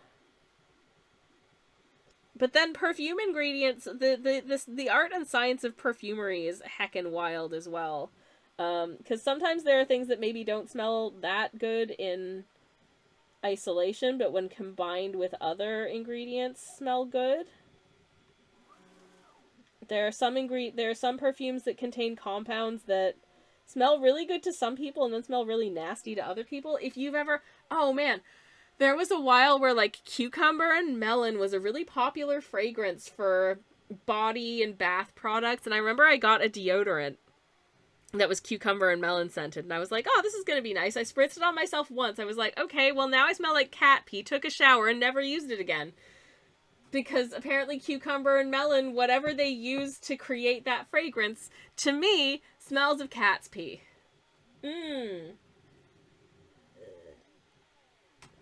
Oh, wow, okay. Tal says fresh ambergris, very low in value, which smells strongly and unpleasantly of manure. Why do people want this? That's a bad smell. I don't, weirdly enough, I'm like, what ingredients do I want to put in my fine perfume? Oh, I know, this weird, like, waxy whale spit up that smells like cow pat. Like, what? No! Oh, Tals, that's horrifying. Oh, I'm learning some terrible things today. Uh-oh.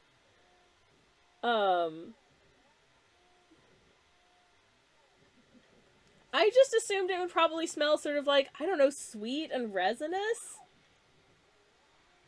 Just based on, like, what it is, but ew. No. Ugh. Why? That's really bizarre. Anyways. I mean, smell is a very objective thing anyways. Like, what smells nice to one person is going to smell nasty to somebody else. And in terms of wearing, like, perfumes and scents and stuff, what smells nice on one person might not smell as nice on somebody else. Because body chemistry is mysterious and weird. It acquires a sweet, earthy scent as it ages, says Tals. Oh, I see. So it has to It's one of those ones that has to be, like, matured. Ah, that makes more sense. I can understand that better then.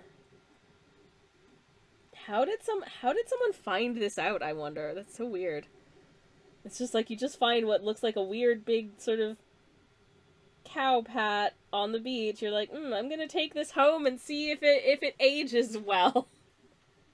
How did they find this out? I have no idea. But then there are a lot of things that I'm like, how did you find out that this smells really good? Like, there are, like, tree resins and stuff that are used as perfume ingredients, as well as, like, different roots and oils of things. And I'm like, how did someone find out that, yeah, that smells really nice, actually? I have no idea.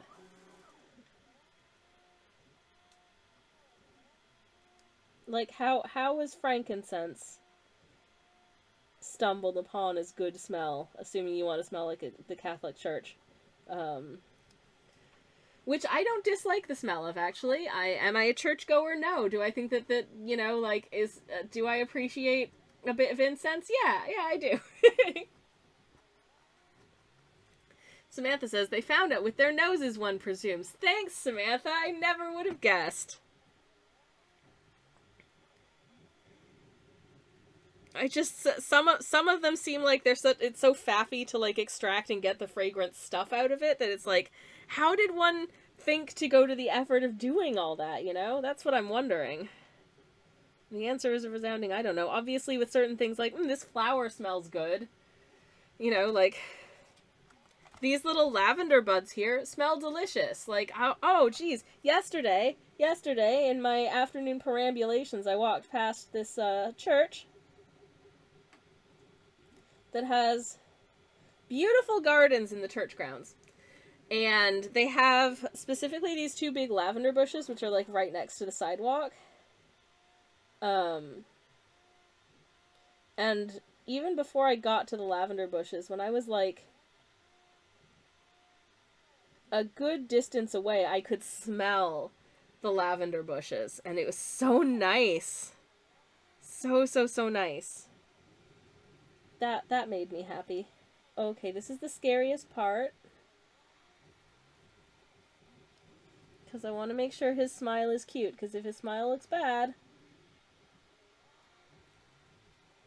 then I've ruined everything. There we go. That's a smile that says, hey, babe, I brought you some tea. Yay. We love to see it. Okay.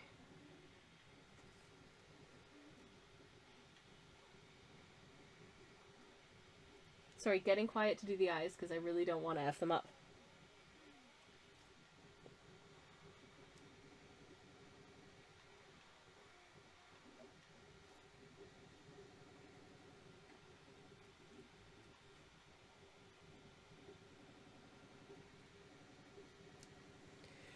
Of the parts of the painting of which I really extra don't want to make a dog's breakfast, I feel like the eyes are right up there, you know what I mean?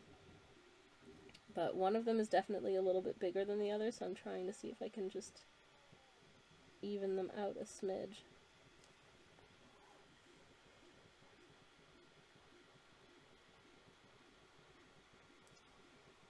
Okay, is that cute or is that bad? I really hope it's cute.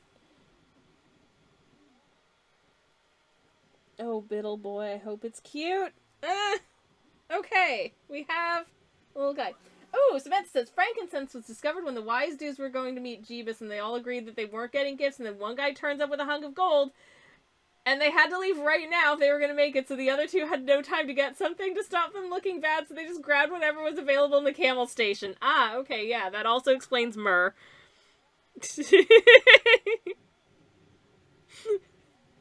Well, thank you for that explainer, Samantha. I really appreciate it. Talt's taking notes. Good. Yep. This is definitely exactly how it happened.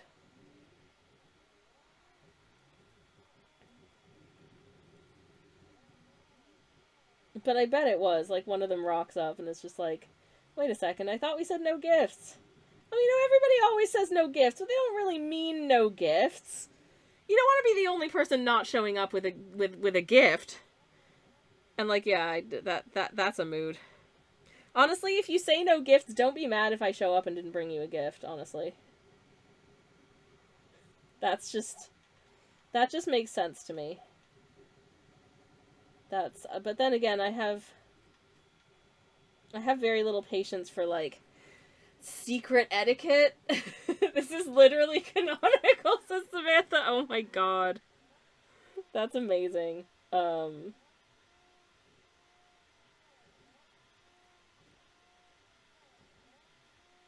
Okay, just popped a little wavy pattern onto these teacups just so they're not quite so plain. And I hope that's cute. And I think the next thing I'm going to pop in is just the little hinges here. This hinge needs a fix. This hinge needs a fix. I want to make sure that this hinge is very easily readable as a hinge. That's very much broken. There we go. Yay! Hey, that's the whole point of the painting, is that little doodad right there. Perfect. And we did it. We painted it in. Yay. Let me add the handle of this little screwdriver that he's holding. You can tell I don't know how screwdrivers work, but that's okay. What a silly sausage. Alright,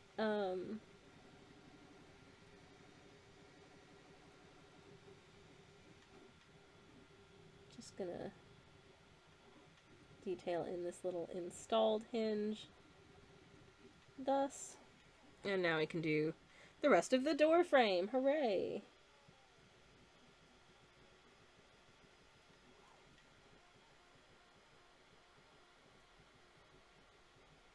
Okay.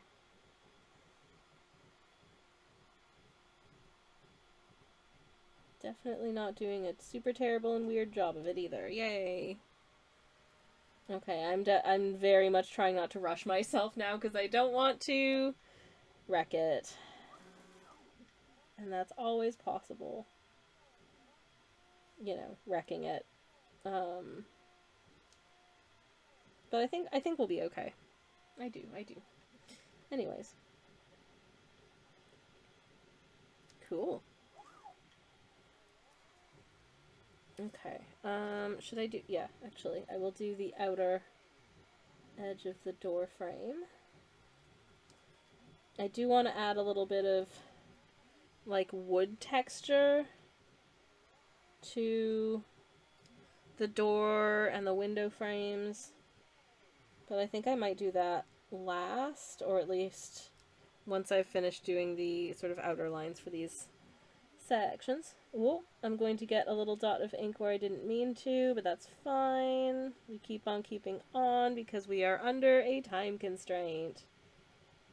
We want this to be good, but we also want it to be done. Whew. And you know what they say? I don't actually know if anyone says this, but done is better than perfect.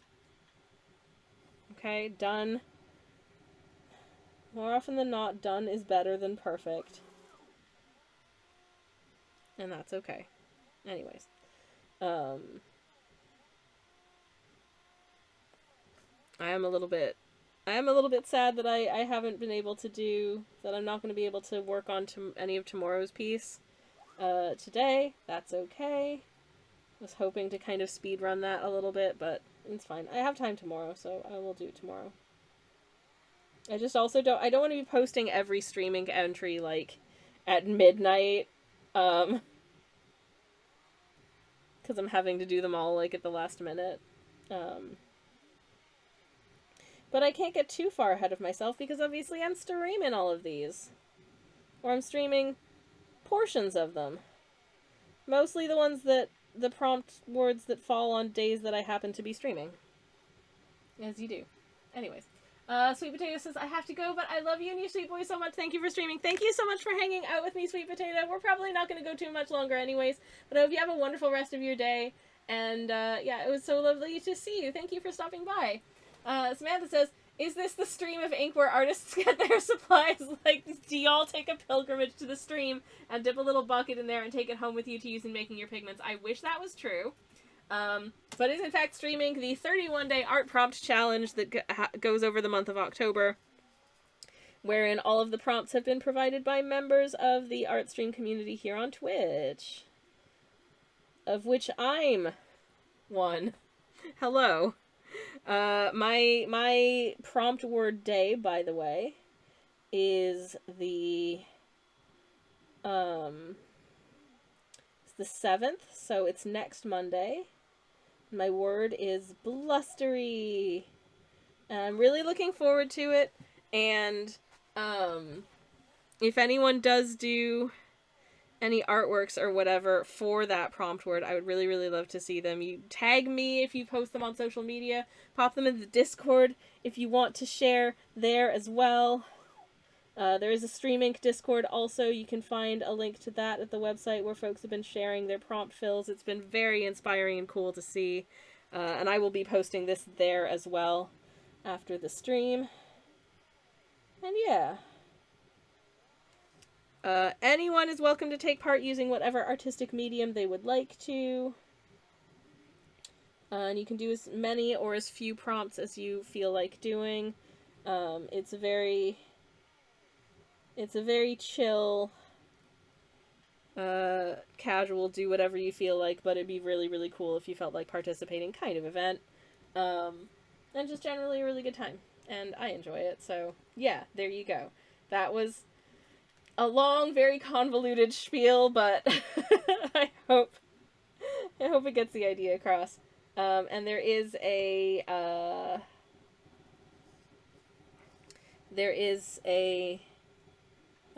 list of the prompt words at the site that was linked to there, and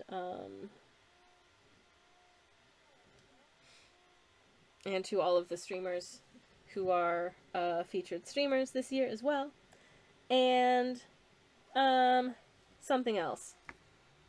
I was gonna say something else and I've completely forgotten what it was. Oh no. Oh no. Oh yeah, I'm just having a really fun time with it so far. I've been trying to come up with good,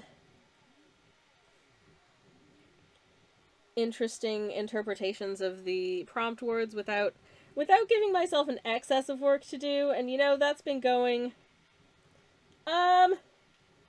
variably. In some cases I've definitely been like, maybe I'm being a little bit ambitious here, but you know, whatever. I'm having fun. It's fine. It'll be fine. Yeah.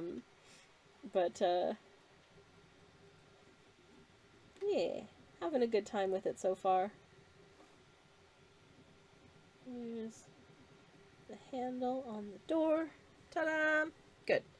Oh good, now I have to do the lines for this man. No pressure whatsoever. Samantha says, I feel the best piece of performance art for the prompt of blustery would be to get a task to blow out a candle from the furthest distance possible and film yourself doing a convoluted method whereby you use the wind to do so, with the justification that wind starts on average from many miles away. I did a lot of research. Like a stupid amount of So for anyone who doesn't know, many, many, many years ago, friend of the channel, Sunny, let me shout him out because it was his idea, did a Taskmaster stream and got a number of friends to master some tasks. And one of the tasks was to blow out a candle from the furthest distance away. And so I was like, well, what if I harness the power of the wind to blow out the candle and then calculate where that wind gust originated and then call that my distance? There is... I did put all of my task completion attempts on an unlisted YouTube playlist, which after stream I will link to in the Discord, just in case you want to see. I don't know whether or not the full event, including everyone's task attempts and the judgments, were immortalized, or if the live stream is long gone, I don't know. But I do at least have my bits of it. And I'll try to remember to pop that in the Discord when we're done. I do have a YouTube channel, by the way. It's here. Working on my next video. Getting the script together. It's taking a lot of... Unsurprisingly for me, it's taking a butt ton of research. So, it'll be a bit before that goes up, but, I think /hope people will enjoy it. I think it'll be a good time. I hope it'll be a good time. I'm having a pretty good time working on it, but it is, unsurprisingly, once again for me, involving an absolute ton of research. And going back to, like, primary sources, trying to find, you know, sort of books and stuff with the relevant information that I need to tell y'all about. It's a lot. Samantha says, if I remember correctly, it includes Sammy doing a one-person rendition of a Star Wars. Yes, I did reenact a scene from one of the Star Wars movies entirely by myself. Playing between 3 and 4 characters. Depending on whether or not you include me attempting to speak Wookiee as dialogue, because I did have to do Chewie's, like, for bits of it, off camera. It was, I also slightly misinterpreted the brief, because I thought it had to be all one take. So I was doing a whole bunch of, like, costume quick changes in the space of a single take, rather than doing, like, cuts and cutting back and forth between, like, me in one costume and me in a different costume. It was just all one take, like, continuous, and as stupid as that sounds, it was even stupider, I promise. But yes, that is also on an unlisted playlist on my YouTube. Because I feel like if you don't have all of the context I just provided for why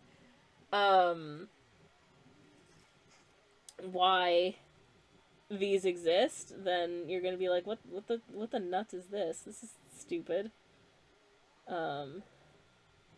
So they are unlisted, but they are there. And I will share them later. Okay. Anyways. Shriwook. Is that the name of the Wookiee language? Because I feel like if it is, wouldn't it be pronounced like... Which is what Wookiee sounds like to me, because I do not speak it. I did see one behind-the-scenes clip of, something they were filming or other. But it was like, I don't know if they were actually filming, or if they were just, like, going over, like, the lines of the scene that they were about to film. But as such, the actor who plays Chewbacca was just actually speaking what he was saying, but, like, in English, and it was like, oh, so that's what he's saying in this scene. That's neat. Because normally, you know, we just have an interpreter or understand based on, if you're not familiar with Star Wars, which is possible, but unlikely, but if you're not familiar with Star Wars, there's a character named Chewbacca, and he's this big, hairy guy. Okay, that just makes him sound like he's, like a bear, like a guy. He is a big, hairy, like, alien guy, and he speaks in a language that not everyone can understand. That sounds kind of like just going "Arr!" if you don't understand what he's saying. But I'm sure there's a lot of nuance to it if you do speak it that you just don't get if you don't understand it.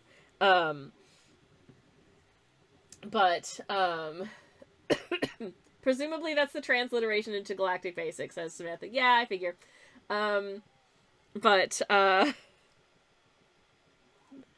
But yeah, there was this one behind the scenes scene where he's like talking to Han Solo, played by Harrison Ford. But he's just saying things like it was just because it was just the actor just in the the Wookiee suit that's just saying things like, you gotta go fix the engine, and it was so weird. I was like, he's not supposed no, why is he speaking English? This is neat because now I know what he was supposed to be saying, but just hearing Chewbacca in like English language being like, get on with it, mate, it was just like, what? I'm confused. Anyways, hey, Many Distractions, welcome in. How are you doing? Hello. Hope you're having a good one. Samantha says, if you're not familiar with the Star Wars, what are you doing with your life? Go watch it as soon as Sammy's stream is done. I mean, listen, I understand that some people just aren't really that into, like, sci-fi and stuff, and I can respect that. That's fine. You should watch whatever brings you joy. Especially if it's my live stream and YouTube channel.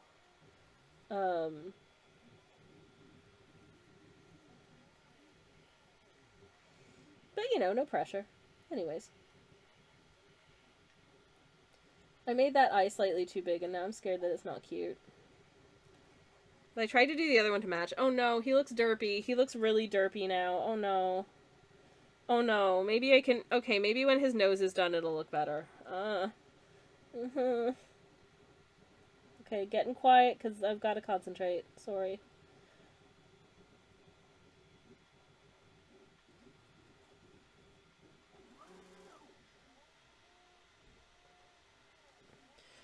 Oh, it's not perfect. I don't know. Anyways, Many Distractions says, I think I saw one of those where he says, this man's gone mad! Oh my, or something like that. Oh my god, I love it. I love that so much. Also, I'm not doing an impression of his voice because I don't remember exactly what his voice sounded like, but I do love if that's what his voice sounded like. Imagine how different would the Star Wars films be if instead of being like, Chewbacca was just like, oh, what are you doing?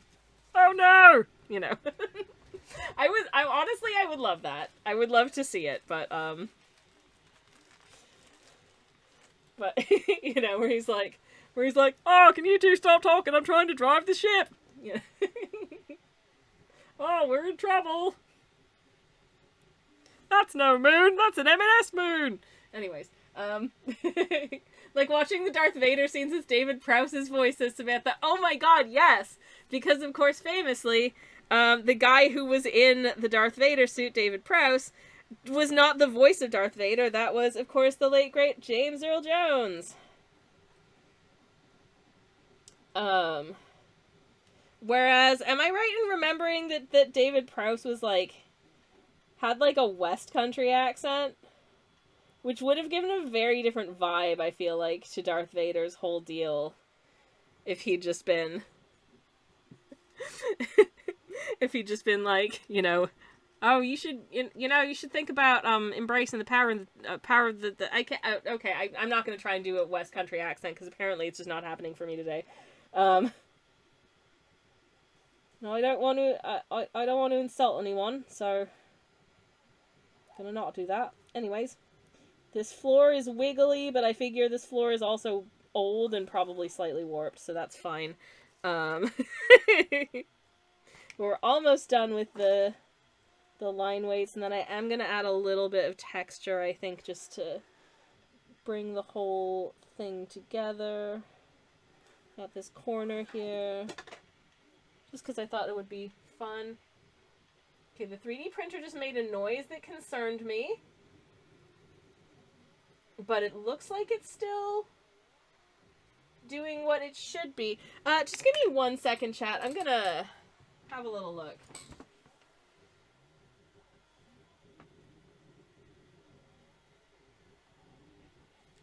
Yeah, no, that looks looks fine. Okay. I don't know what that was then, because it looks like it's all printing as it should be still, so.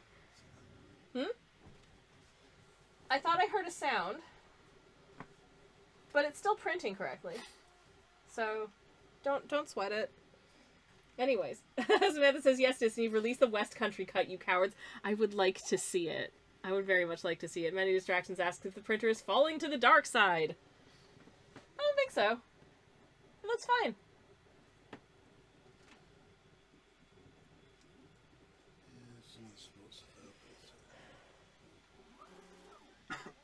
I think you're good, babe. Anyways. Oh, that's not good. No, something's definitely falling. Something's wrong. Something wrong with the printy do. Okay, do you want me to... I wasn't anywhere near it, by the way. My moderator / spouse is behind me having to futz with the 3D printer. Can you pause it? I cancelled it. That's only an entire day's worth of wasted printing. Oh, lover. But yes, and that back end's just fallen off entirely. 3D printing is a very difficult science. Apparently the back end of it just fell off. Would that be why I couldn't see it? Had it fallen, like, off of the printer bed? I think it is. Oh, piss pots. Oh, no. Okay. Okay. Oh, dear. I'm sorry, my love. Heavens to Betsy.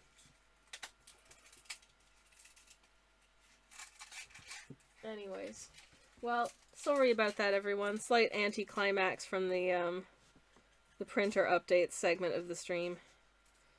But unfortunately, that is one of the teething troubles of 3D printing, is that sometimes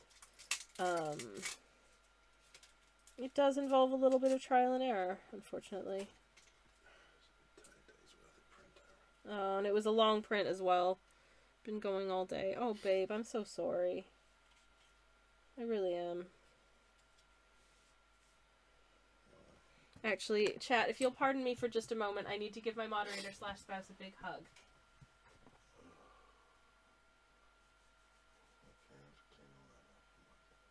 You sound like you need a good cup of tea as well.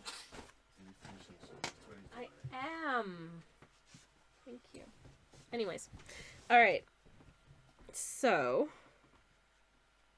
I want to add a little bit of light wood grainy type texture to like the door here. But just a little bit. Just keep it nice and... Oh, that completely disappeared, and it's going to need to be a little darker than that, I guess.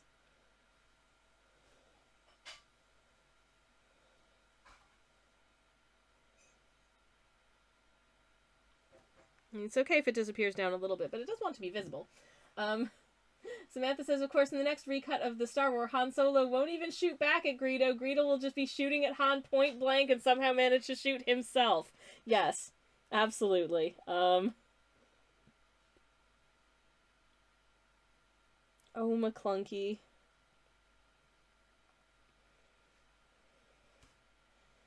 Oh, whomst knows. I haven't actually watched the Star Wars in quite a while. Though I did watch a video today about Star Wars Land, the theme park, which, again, really the only thing that appeals to me about going to Star Wars Land, the theme park, is that I want to know what blue milk tastes like. But I feel like I can't super justify going all the way to a theme park just to find out what blue milk tastes like when I can just make it at home. And I can make it taste like whatever I want. So, yeah, I'll pass on that. Again, immersive experiences just make me feel scared and anxious. Well, not scared necessarily, but just sort of like, please don't make me participate in things. I'm shy.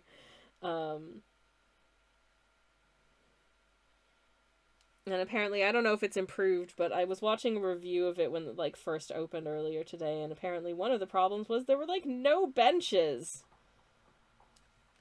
to try and get as many people in as possible. Will it taste like melted... Oh, there we go. Blue milk is just Smurfette ice cream. Exactly. Thank you for the callback to earlier in stream, Tals! Oh my gosh, yes. It's just Smurfette ice cream again.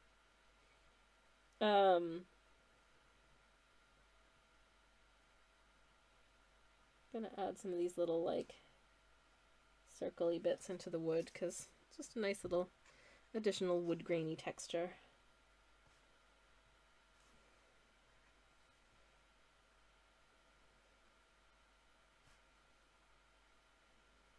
There we go. Okie dokie. Smurfette ice cream was delicious. Don't know if it still counts as many distractions, but Greedo's backstory in Legends is very sad. Oh no, I don't know it. There's a lot of this sort of, like, peripheral media, that aren't the films I'm not super familiar with.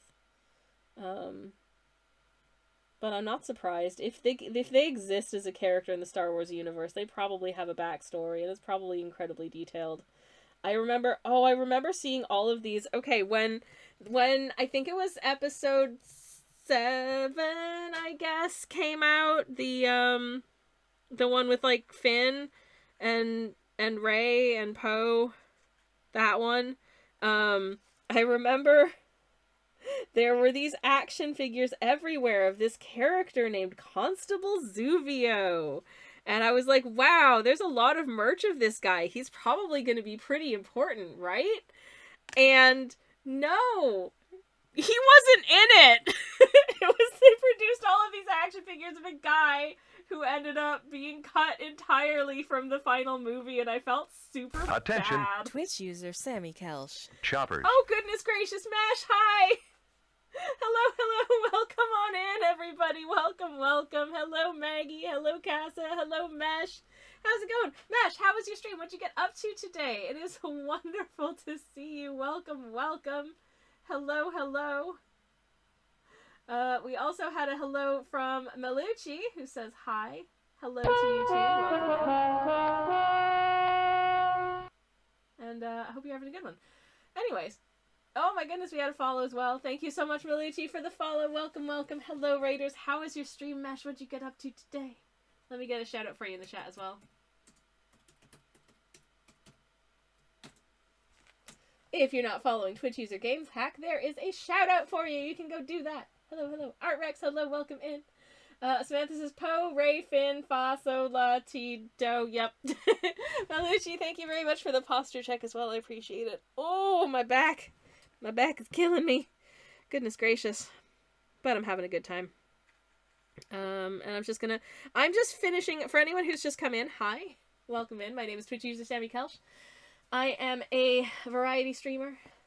I do cozy game streams on Fridays and sometimes on Sundays, and I also do cozy art streams on Mondays and Thursdays. We're working on today's streaming prompt, which is Unhinged, so this little guy is fixing the hinge on their front door, because I'm a sap like that. Ooh, Mash said, I worked on a starting soon screen for Snail Mail. Oh, very nice. As always, if there is anything that you would like to share with us, you are free to pay the art tax by whispering me a link to whatever you'd like to share with the class. Just if you want to, no pressure, of course, but if you do, that is entirely welcome. Oh, Samantha's made tea for all the raiders. Very much appreciated. And yeah, hi, welcome in, friends. We are nearly done this piece, which is great, because I'm going to have to go make soup as soon as we're done, but it's lovely to see y'all. I hope you're having a good Thursday. I had to take a second to remember what day it was. We got there. I'm just popping some wood paneling onto the floor real quick. We can see a little bit of it, I think. I've made these wood panels really narrow, but whatever. Listen. I've never lived in a house with wood floorboards as much as I've always wanted to. It is the day of Thor Wednesday, son. I'm confused. No, that's too confusing. Okay. Just going to doot. If the floorboards are of varying lengths, you know what? That just makes them cool. Like, don't sweat it. It's fine. Somebody probably made these by hand, so, you know. They're doing an amazing job. And frankly, I think they should be very proud. Yay! Okay, that's done. I don't think I'm going to give it any more detail than that. I think that's as much detail as I want to give that, and I'm just going to water this way down and just put some vague sense of paneling on the walls. But I want it to be nice and vague. I'm not applying a ton of color to it because the wall is already a quite light color and I don't want to darken that down too much. So if I just do this like so. Anyways, art tax has been paid, says Mesh. Okay, let's go have a look at that real quick first. So hopefully we do have a lovely little art tax from Mesh. So let me blurp. Hopefully this will work. If I can get the link up. Ah, Malichi, thank you very much for the strawberries. Thank you, thank you. Now I want strawberries. Yum, yum, delicious. Okay. Okay. So I'm trying to cue this up. Hopefully it'll work. Thingy is very crossed. Come on, little buddy. It's loading. It's loading. Ooh, okay. Oh! That is so cute! Oh my goodness, I love it! Oh, Mesh, that's amazing! That is very, very cute. I love it. Thank you so much for sharing this with... Oh, you go, little buddy! Oh, this is so good. Animation is absolute wizardry to me, and this is really cute. I love the way you've done the trees going past and, like, the scenery. This is so stinking cute. This is amazing. That is absolutely amazing. Thank you so much for sharing that with us. Thank you, thank you. Let me get you another shout out in the chat. Hell yeah. Okay, so again, if you're not following Mesh, here is the link with which to do it. Wheels not spinning yet and some details missing, but we're almost done. Glad you like it, says Mesh. It's amazing! It's absolutely amazing. Eyes on the road, says Penny Distraction, so I'm sure it'll be fine. Don't worry about it. But yeah, that's amazing. I was so entranced by all the other details, I didn't even notice the wheels not going round.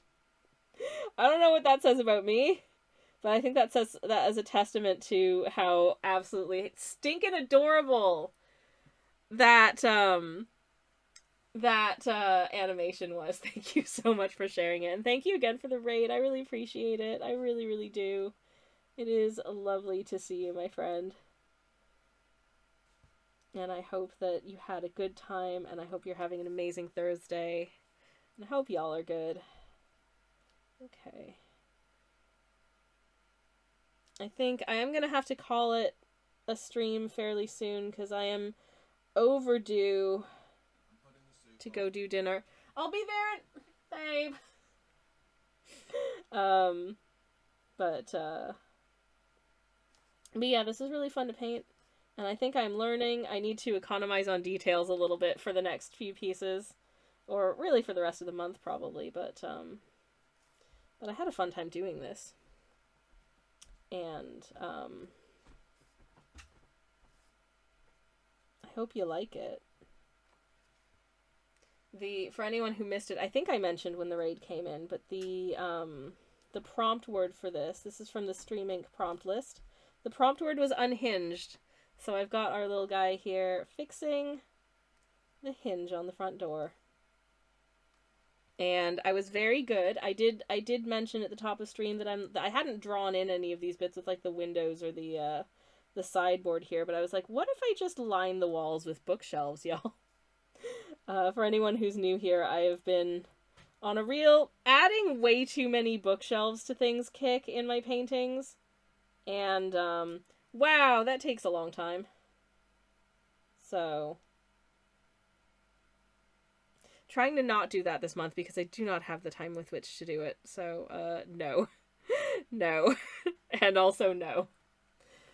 Anyway, snail distracted driver says Mesh. Oh no, safety first, safety first. Please be safe. I'm signing my piece.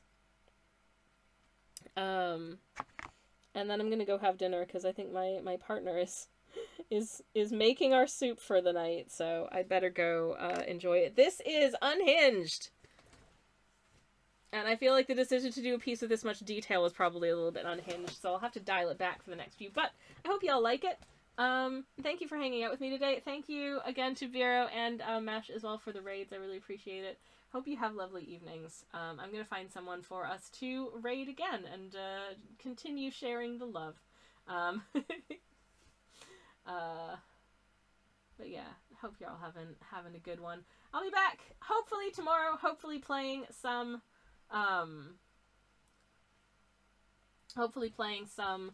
Hollow Knight if I'm feeling up to it. I am feeling a little bit under the weather, so it depends at this point. Kim, who was the prompter for today, is still live, so I'm hopefully, assuming they're not just about to finish, fingers crossed, we can go oh, they may be about to end over here streaming, but I think, oh no, I think they're like right about to end, so I might not be able to raid. Oh no. Heck. Cause yeah, that's thanks so much for stream. Okay, unfortunately, we're not able to raid the prompter today because they are just about to finish. Quick, raid faster, says Mesh. Oh no, I don't want to keep them if they need to go. So I'm gonna send us in a different direction, I think, just because I also need to raid and run. Okay, I'm gonna check and see if this person is about to finish, because I gotta go. And I would like to send you to someone doing some cool stuff and not literally like thanks for watching.